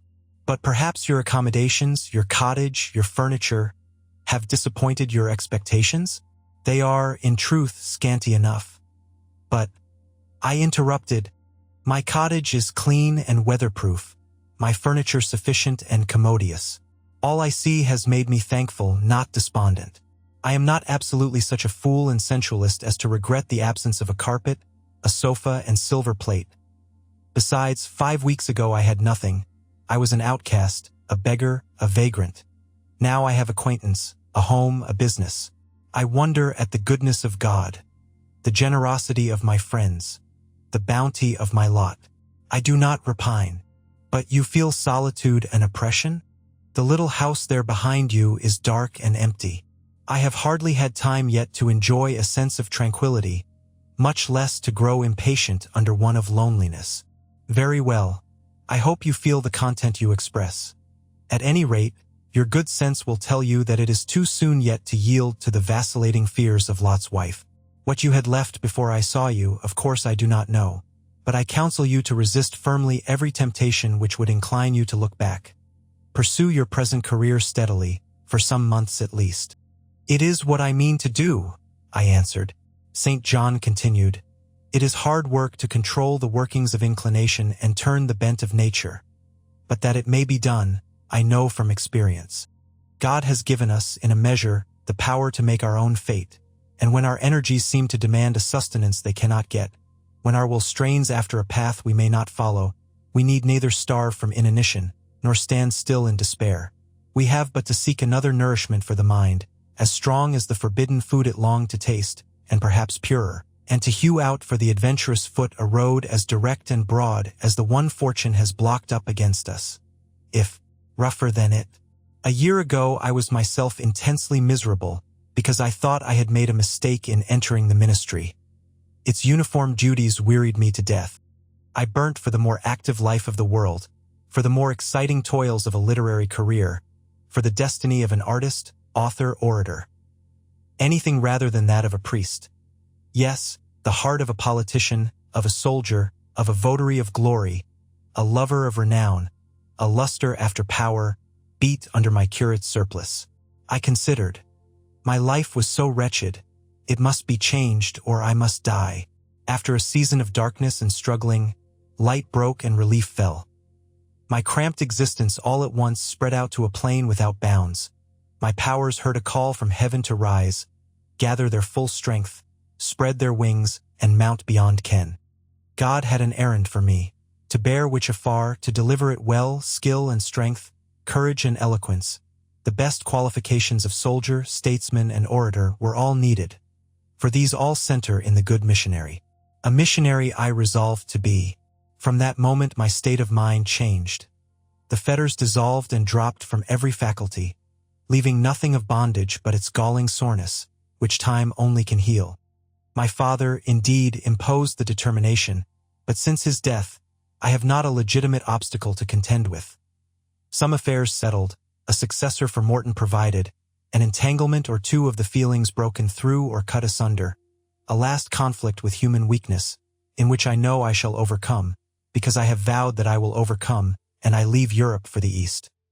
He said this in his peculiar, subdued, yet emphatic voice, looking, when he had ceased speaking, not at me, but at the setting sun at which I looked too. Both he and I had our backs towards the path leading up the field to the wicket. We had heard no step on that grass-grown track. The water running in the vale was the one lulling sound of the hour and scene. We might well then start when a gay voice, sweet as a silver bell, exclaimed, "Good evening, Mr. Rivers." "And good evening, old Carlo. Your dog is quicker to recognize his friends than you are, sir.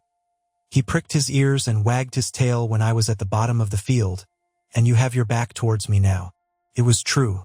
Though Mr. Rivers had started at the first of those musical accents, as if a thunderbolt had split a cloud over his head, he stood yet, at the close of the sentence, in the same attitude in which the speaker had surprised him, his arm resting on the gate, his face directed towards the west. He turned at last with measured deliberation. A vision, as it seemed to me, had risen at his side. There appeared, within 3 feet of him, a form clad in pure white, a youthful, graceful form, full yet fine in contour, and when, after bending to caress Carlo, it lifted up its head and threw back a long veil, there bloomed under his glance a face of perfect beauty. Perfect beauty is a strong expression, but I do not retrace or qualify it. As sweet features as ever the temperate clime of Albion molded, as pure hues of rose and lily as ever her humid gales and vapory skies generated and screened, justified, in this instance, the term. No charm was wanting, no defect was perceptible. The young girl had regular and delicate lineaments, eyes shaped and colored as we see them in lovely pictures, large and dark and full, the long and shadowy eyelash which encircles a fine eye with so soft a fascination, the penciled brow which gives such clearness, the white smooth forehead which adds such repose to the livelier beauties of tint and ray, the cheek oval, fresh and smooth, the lips, fresh too, ruddy, healthy, sweetly formed, the even and gleaming teeth without flaw, the small dimpled chin, the ornament of rich, plenteous tresses, all advantages, in short, which, combined, realized the ideal of beauty, were fully hers. I wondered, as I looked at this fair creature. I admired her with my whole heart. Nature had surely formed her in a partial mood, and, forgetting her usual stinted stepmother dole of gifts, had endowed this, her darling, with a grand dame's bounty. What did St. John Rivers think of this earthly angel? I naturally asked myself that question as I saw him turn to her and look at her. And, as naturally, I sought the answer to the inquiry in his countenance. He had already withdrawn his eye from the Peri, and was looking at a humble tuft of daisies which grew by the wicket. "A lovely evening, but late for you to be out alone," he said, as he crushed the snowy heads of the closed flowers with his foot. "Oh, I only came home from S." She mentioned the name of a large town some 20 miles distant. "This afternoon. Papa told me you had opened your school and that the new mistress was come, and so I put on my bonnet after tea and ran up the valley to see her. This is she?" Pointing to me. "It is," said St. John. "Do you think you shall like Morton?" she asked of me, with a direct and naive simplicity of tone and manner, pleasing if childlike. "I hope I shall. I have many inducements to do so. Did you find your scholars as attentive as you expected?" "Quite. Do you like your house?" "Very much." "Have I furnished it nicely?" "Very nicely, indeed." "And made a good choice of an attendant for you in Alice Wood?" "You have indeed. She is teachable and handy." This, then, I thought, is Miss Oliver, the heiress. Favored, it seems, in the gifts of fortune, as well as in those of nature. What happy combination of the planets presided over her birth? I wonder. "I shall come up and help you to teach sometimes," she added. "It will be a change for me to visit you now and then, and I like a change. Mr. Rivers, I have been so gay during my stay at S. Last night, or rather this morning, I was dancing till 2 o'clock. The Titch Regiment are stationed there since the riots, and the officers are the most agreeable men in the world. They put all our young knife grinders and scissor merchants to shame. It seemed to me that Mr. St. John's under lip protruded, and his upper lip curled a moment. His mouth certainly looked a good deal compressed, and the lower part of his face unusually stern and square, as the laughing girl gave him this information. He lifted his gaze, too, from the daisies and turned it on her. An unsmiling, a searching, a meaning gaze it was. She answered it with a second laugh, and laughter well became her youth, her roses, her dimples, her bright eyes. As he stood, mute and grave, she again fell to caressing Carlo. "Poor Carlo loves me," said she. "He is not stern and distant to his friends, and if he could speak, he would not be silent." As she patted the dog's head, bending with native grace before his young and austere master, I saw a glow rise to that master's face. I saw his solemn eye melt with sudden fire, and flicker with resistless emotion. Flushed and kindled thus, he looked nearly as beautiful for a man as she for a woman. His chest heaved once, as if his large heart, weary of despotic constriction, had expanded, despite the will, and made a vigorous bound for the attainment of liberty. But he curbed it, I think, as a resolute rider would curb a rearing steed. He responded neither by word nor movement to the gentle advances made him. "Papa says you never come to see us now," continued Miss Oliver, looking up. "You are quite a stranger at Vale Hall. He is alone this evening, and not very well. Will you return with me and visit him?" "It is not a seasonable hour to intrude on Mr. Oliver," answered St. John. "Not a seasonable hour, but I declare it is. It is just the hour when Papa most wants company. When the works are closed and he has no business to occupy him. Now, Mr. Rivers, do come. Why are you so very shy, and so very somber?" She filled up the hiatus his silence left by a reply of her own. "I forgot," she exclaimed, shaking her beautiful curled head, as if shocked at herself. "I am so giddy and thoughtless. Do excuse me. It had slipped my memory that you have good reasons to be indisposed for joining in my chatter.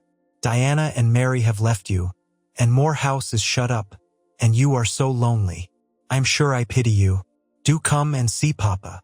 "Not tonight, Miss Rosamond, not tonight."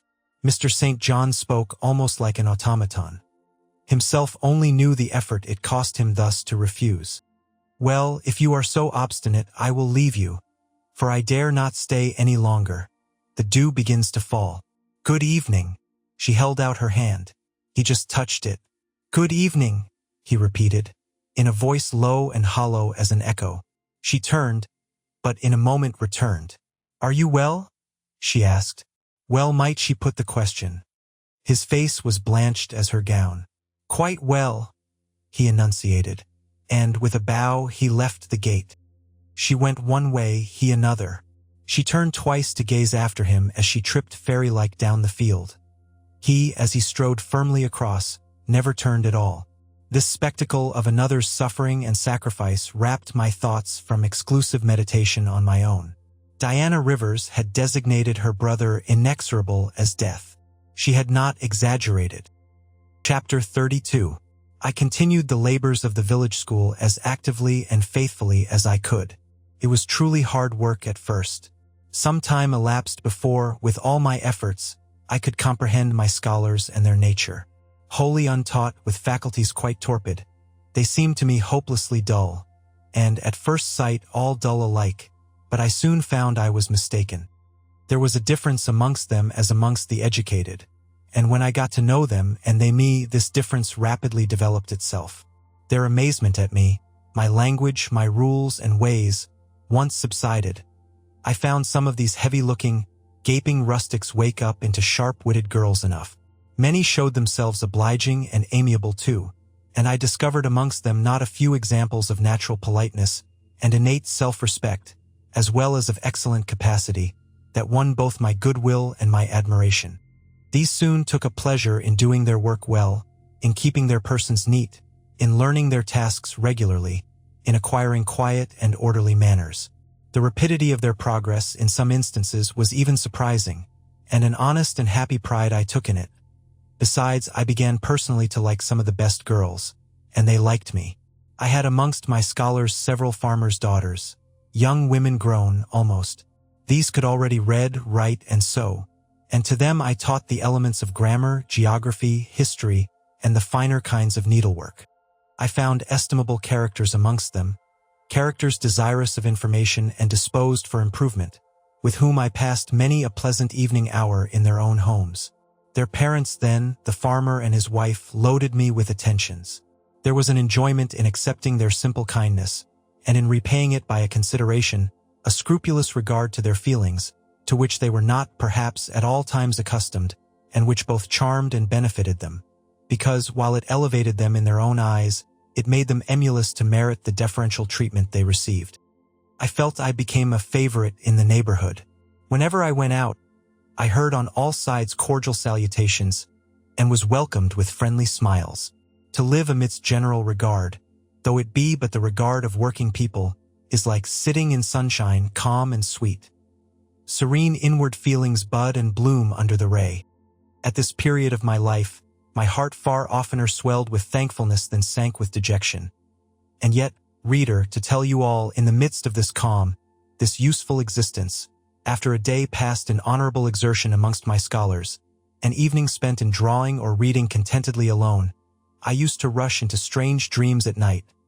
Dreams many-colored, agitated, full of the ideal, the stirring, the stormy, dreams where, amidst unusual scenes, charged with adventure, with agitating risk and romantic chance, I still again and again met Mr. Rochester, always at some exciting crisis, and then the sense of being in his arms, hearing his voice, meeting his eye, touching his hand and cheek, loving him, being loved by him, the hope of passing a lifetime at his side, would be renewed with all its first force and fire.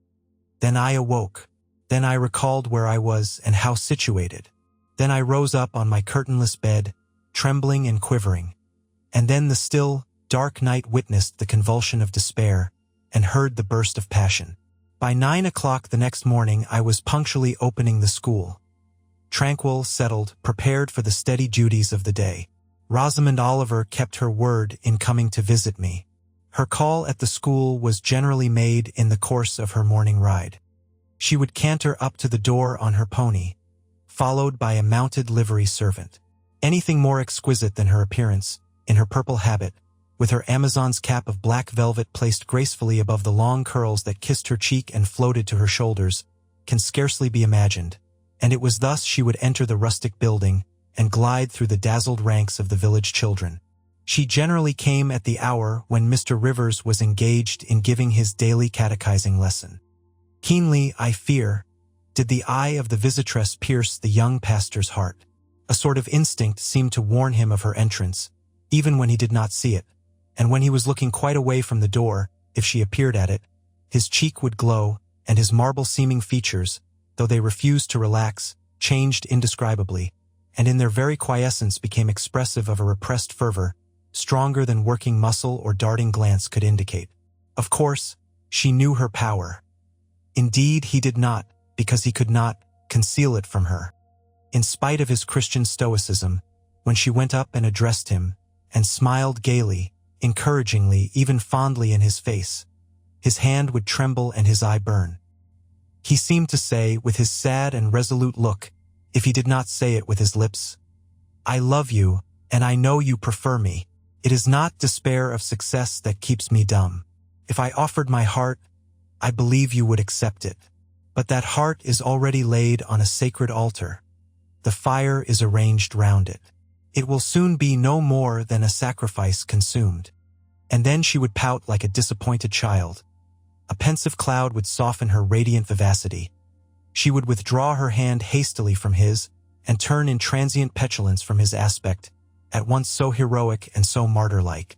St. John, no doubt, would have given the world to follow, recall, retain her when she thus left him. But he would not give one chance of heaven, nor relinquish, for the Elysium of her love, one hope of the true eternal paradise.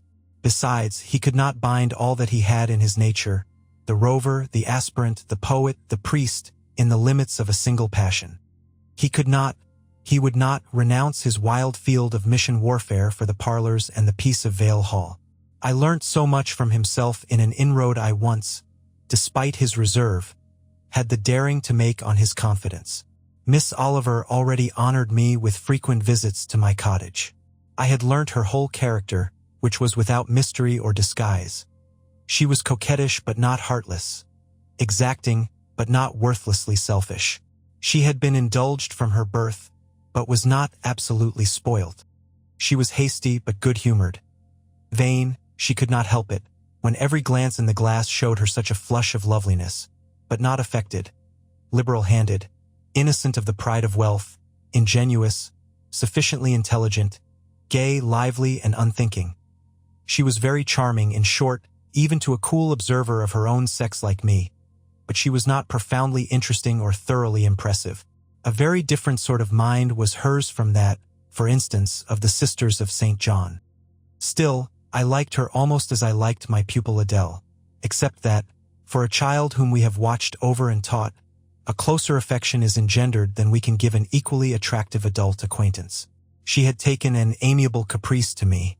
She said I was like Mr. Rivers, only certainly, she allowed, not 1/10 so handsome, though I was a nice neat little soul enough, but he was an angel. I was, however, good, clever, composed, and firm like him. I was a lusus naturae, she affirmed as a village schoolmistress. She was sure my previous history, if known, would make a delightful romance. One evening, while, with her usual childlike activity and thoughtless yet not offensive inquisitiveness, she was rummaging the cupboard and the table drawer of my little kitchen, she discovered first 2 French books, a volume of Schiller, a German grammar and dictionary, and then my drawing materials and some sketches, including a pencil head of a pretty little cherub-like girl, one of my scholars, and sundry views from nature, taken in the Vale of Morton and on the surrounding moors. She was first transfixed with surprise, and then electrified with delight. Had I done these pictures? Did I know French and German? What a love! What a miracle I was! I drew better than her master in the first school in S. Would I sketch a portrait of her to show to Papa? With pleasure, I replied, and I felt a thrill of artist delight at the idea of copying from so perfect and radiant a model. She had then on a dark blue silk dress. Her arms and her neck were bare. Her only ornament was her chestnut tresses, which waved over her shoulders with all the wild grace of natural curls. I took a sheet of fine cardboard and drew a careful outline. I promised myself the pleasure of coloring it, and, as it was getting late then, I told her she must come and sit another day. She made such a report of me to her father, that Mr. Oliver himself accompanied her next evening, a tall, massive-featured, middle-aged, and gray-headed man, at whose side his lovely daughter looked like a bright flower near a hoary turret. He appeared a taciturn, and perhaps a proud personage, but he was very kind to me. The sketch of Rosamond's portrait pleased him highly. He said I must make a finished picture of it. He insisted, too, on my coming the next day to spend the evening at Vale Hall. I went. I found it a large, handsome residence, showing abundant evidences of wealth in the proprietor. Rosamond was full of glee and pleasure all the time I stayed. Her father was affable, and when he entered into conversation with me after tea, he expressed in strong terms his approbation of what I had done in Morton School, and said he only feared, from what he saw and heard, I was too good for the place and would soon quit it for one more suitable. "Indeed," cried Rosamond. "She is clever enough to be a governess in a high family, Papa. I thought I would far rather be where I am than in any high family in the land." Mr. Oliver spoke of Mr. Rivers, of the Rivers family, with great respect. He said it was a very old name in that neighborhood, that the ancestors of the house were wealthy, that all Morton had once belonged to them, that even now he considered the representative of that house might, if he liked, make an alliance with the best. He accounted it a pity that so fine and talented a young man should have formed the design of going out as a missionary. It was quite throwing a valuable life away. It appeared, then, that her father would throw no obstacle in the way of Rosamond's union with St. John. Mr. Oliver evidently regarded the young clergyman's good birth, old name, and sacred profession as sufficient compensation for the want of fortune. It was the 5th of November, and a holiday. My little servant, after helping me to clean my house, was gone, well satisfied with the fee of a penny for her aid. All about me was spotless and bright, scoured floor, polished grate, and well-rubbed chairs. I had also made myself neat, and had now the afternoon before me to spend as I would. The translation of a few pages of German occupied an hour. Then I got my palette and pencils and fell to the more soothing, because easier occupation, of completing Rosamond Oliver's miniature. The head was finished already. There was but the background to tint and the drapery to shade off. A touch of carmine, too, to add to the ripe lips, a soft curl here and there to the tresses, a deeper tinge to the shadow of the lash under the azured eyelid. I was absorbed in the execution of these nice details, when, after one rapid tap, my door unclosed, admitting St. John Rivers. "I am come to see how you are spending your holiday," he said. "Not, I hope, in thought? No, that is well. While you draw you will not feel lonely. You see, I mistrust you still, though you have borne up wonderfully so far. I have brought you a book for evening solace." And he laid on the table a new publication, a poem, one of those genuine productions so often vouchsafed to the fortunate public of those days, the golden age of modern literature. Alas, the readers of our era are less favored. But courage! I will not pause either to accuse or repine. I know poetry is not dead, nor genius lost, nor has mammon gained power over either, to bind or slay. They will both assert their existence, their presence, their liberty and strength again one day. Powerful angels, safe in heaven, they smile when sordid souls triumph, and feeble ones weep over their destruction. Poetry destroyed? Genius banished? No. Mediocrity, no. Do not let envy prompt you to the thought. No. They not only live, but reign and redeem, and without their divine influence spread everywhere, you would be in hell, the hell of your own meanness. While I was eagerly glancing at the bright pages of Marmion, for Marmion it was, St. John stooped to examine my drawing. His tall figure sprang erect again with a start. He said nothing. I looked up at him, he shunned my eye. I knew his thoughts well and could read his heart plainly. At the moment I felt calmer and cooler than he. I had then temporarily the advantage of him, and I conceived an inclination to do him some good if I could. With all his firmness and self-control, thought I, he tasks himself too far, locks every feeling and pang within, expresses, confesses, imparts nothing. I am sure it would benefit him to talk a little about this sweet Rosamond, whom he thinks he ought not to marry. I will make him talk. I said first, "Take a chair, Mr. Rivers." But he answered, as he always did, that he could not stay. "Very well," I responded mentally. "Stand if you like, but you shall not go just yet, I am determined. Solitude is at least as bad for you as it is for me." I'll try if I cannot discover the secret spring of your confidence, and find an aperture in that marble breast through which I can shed one drop of the balm of sympathy. Is this portrait like? I asked bluntly. Like whom? I did not observe it closely. You did, Mr. Rivers. He almost started at my sudden and strange abruptness. He looked at me astonished. Oh, that is nothing yet, I muttered within. I don't mean to be baffled by a little stiffness on your part. I'm prepared to go to considerable lengths. I continued. You observed it closely and distinctly, but I have no objection to your looking at it again. And I rose and placed it in his hand. A well-executed picture, he said. Very soft, clear coloring. Very graceful and correct drawing. Yes, I know all that. But what of the resemblance? Who is it like? Mastering some hesitation, he answered. Miss Oliver, I presume. Of course. And now, sir, to reward you for the accurate guess, I will promise to paint you a careful and faithful duplicate of this very picture, provided you admit that the gift would be acceptable to you. I don't wish to throw away my time and trouble on an offering you would deem worthless. He continued to gaze at the picture. The longer he looked, the firmer he held it, the more he seemed to covet it. It is like, he murmured. The eye is well managed. The color, light, expression are perfect. It smiles. Would it comfort, or would it wound you to have a similar painting? Tell me that. When you are at Madagascar, or at the Cape, or in India, would it be a consolation to have that memento in your possession? Or would the sight of it bring recollections calculated to enervate and distress? He now furtively raised his eyes. He glanced at me, irresolute, disturbed. He again surveyed the picture. That I should like to have it is certain. Whether it would be judicious or wise is another question. Since I had ascertained that Rosamond really preferred him, and that her father was not likely to oppose the match, I, less exalted in my views than St. John, had been strongly disposed in my own heart to advocate their union. It seemed to me that, should he become the possessor of Mr. Oliver's large fortune, he might do as much good with it as if he went and laid his genius out to wither, and his strength to waste under a tropical sun. With this persuasion I now answered, as far as I can see, it would be wiser and more judicious if you were to take to yourself the original at once. By this time he had sat down. He had laid the picture on the table before him, and with his brow supported on both hands, hung fondly over it. I discerned he was now neither angry nor shocked at my audacity. I saw even that to be thus frankly addressed on a subject he had deemed unapproachable, to hear it thus freely handled, was beginning to be felt by him as a new pleasure, and unhoped-for relief.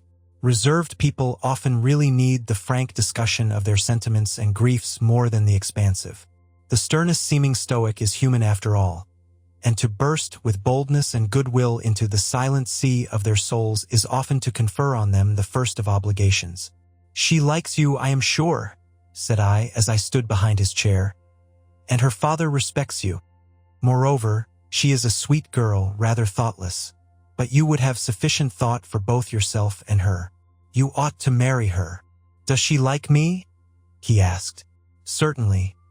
Better than she likes anyone else. She talks of you continually.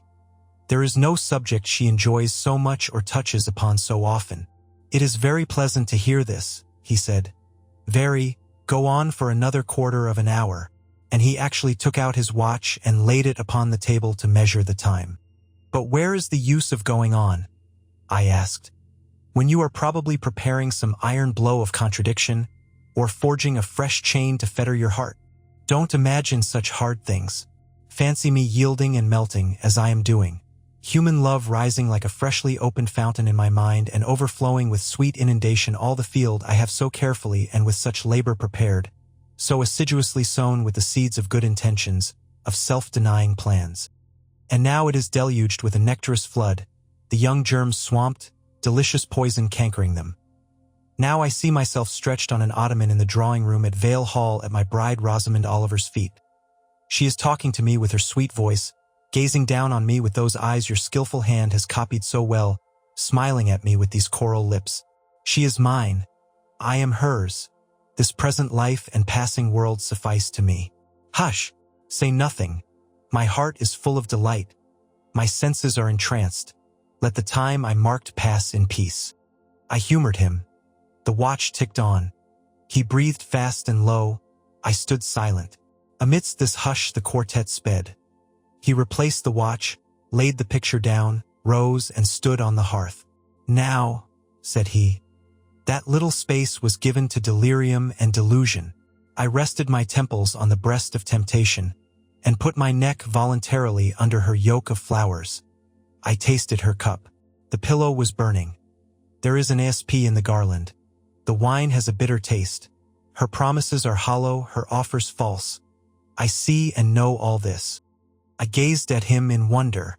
It is strange, pursued he, that while I love Rosamond Oliver so wildly, with all the intensity, indeed, of a first passion, the object of which is exquisitely beautiful, graceful, fascinating, I experience at the same time a calm, unwarped consciousness that she would not make me a good wife, that she is not the partner suited to me, that I should discover this within a year after marriage, and that to 12 months' rapture would succeed a lifetime of regret. This I know. Strange indeed, I could not help ejaculating. While something in me, he went on, is acutely sensible to her charms, something else is as deeply impressed with her defects. They are such that she could sympathize in nothing I aspired to, cooperate in nothing I undertook. Rosamond a sufferer, a laborer, a female apostle? Rosamond a missionary's wife? No. But you need not be a missionary. You might relinquish that scheme. Relinquish? What? My vocation? My great work? My foundation laid on earth for a mansion in heaven? My hopes of being numbered in the band who have merged all ambitions in the glorious one of bettering their race, of carrying knowledge into the realms of ignorance, of substituting peace for war, freedom for bondage, religion for superstition, the hope of heaven for the fear of hell? Must I relinquish that? It is dearer than the blood in my veins. It is what I have to look forward to and to live for. After a considerable pause, I said, And Miss Oliver? Are her disappointment and sorrow of no interest to you? Miss Oliver is ever surrounded by suitors and flatterers. In less than a month, my image will be effaced from her heart. She will forget me, and will marry, probably, someone who will make her far happier than I should do. You speak coolly enough, but you suffer in the conflict. You are wasting away. No. If I get a little thin, it is with anxiety about my prospects, yet unsettled my departure, continually procrastinated. Only this morning, I received intelligence that the successor, whose arrival I have been so long expecting, cannot be ready to replace me for 3 months to come yet, and perhaps the 3 months may extend to 6. You tremble and become flushed whenever Miss Oliver enters the schoolroom. Again the surprised expression crossed his face. He had not imagined that a woman would dare to speak so to a man. For me, I felt at home in this sort of discourse. I could never rest in communication with strong, discreet, and refined minds, whether male or female, till I had passed the outworks of conventional reserve, and crossed the threshold of confidence, and won a place by their heart's very hearthstone. You are original, said he, and not timid. There is something brave in your spirit, as well as penetrating in your eye. But allow me to assure you that you partially misinterpret my emotions. You think them more profound and potent than they are. You give me a larger allowance of sympathy than I have a just claim to. When I color, and when I shake before Miss Oliver, I do not pity myself. I scorn the weakness. I know it is ignoble, a mere fever of the flesh, not, I declare, the convulsion of the soul, that is just as fixed as a rock, firm set in the depths of a restless sea. Know me to be what I am, a cold, hard man. I smiled incredulously. You have taken my confidence by storm, he continued, and now it is much at your service. I am simply, in my original state, stripped of that blood-bleached robe with which Christianity covers human deformity. A cold, hard, ambitious man. Natural affection only of all the sentiments has permanent power over me. Reason and not feeling is my guide. My ambition is unlimited. My desire to rise higher, to do more than others, insatiable. I honor endurance, perseverance, industry, talent, because these are the means by which men achieve great ends and mount to lofty eminence. I watch your career with interest, because I consider you a specimen of a diligent, orderly, energetic woman. Not because I deeply compassionate what you have gone through, or what you still suffer. You would describe yourself as a mere pagan philosopher, I said. No. There is this difference between me and deistic philosophers. I believe the gospel. You missed your epithet. I am not a pagan, but a Christian philosopher, a follower of the sect of Jesus. As his disciple, I adopt his pure, his merciful, his benignant doctrines. I advocate them. I am sworn to spread them. Won in youth to religion, she has cultivated my original qualities thus. From the minute germ, natural affection, she has developed the overshadowing tree, philanthropy. From the wild, stringy root of human uprightness, she has reared a due sense of the divine justice. Of the ambition to win power and renown for my wretched self, she has formed the ambition to spread my master's kingdom, to achieve victories for the standard of the cross. So much has religion done for me, turning the original materials to the best account, pruning and training nature. But she could not eradicate nature, nor will it be eradicated till this mortal shall put on immortality. Having said this, he took his hat, which lay on the table beside my pallet. Once more he looked at the portrait. She is lovely, he murmured. She is well named the Rose of the World. Indeed, and may I not paint one like it for you? Cui bono? No. He drew over the picture the sheet of thin paper on which I was accustomed to rest my hand in painting, to prevent the cardboard from being sullied. What he suddenly saw on this blank paper, it was impossible for me to tell, but something had caught his eye. He took it up with a snatch. He looked at the edge, then shot a glance at me, inexpressibly peculiar and quite incomprehensible.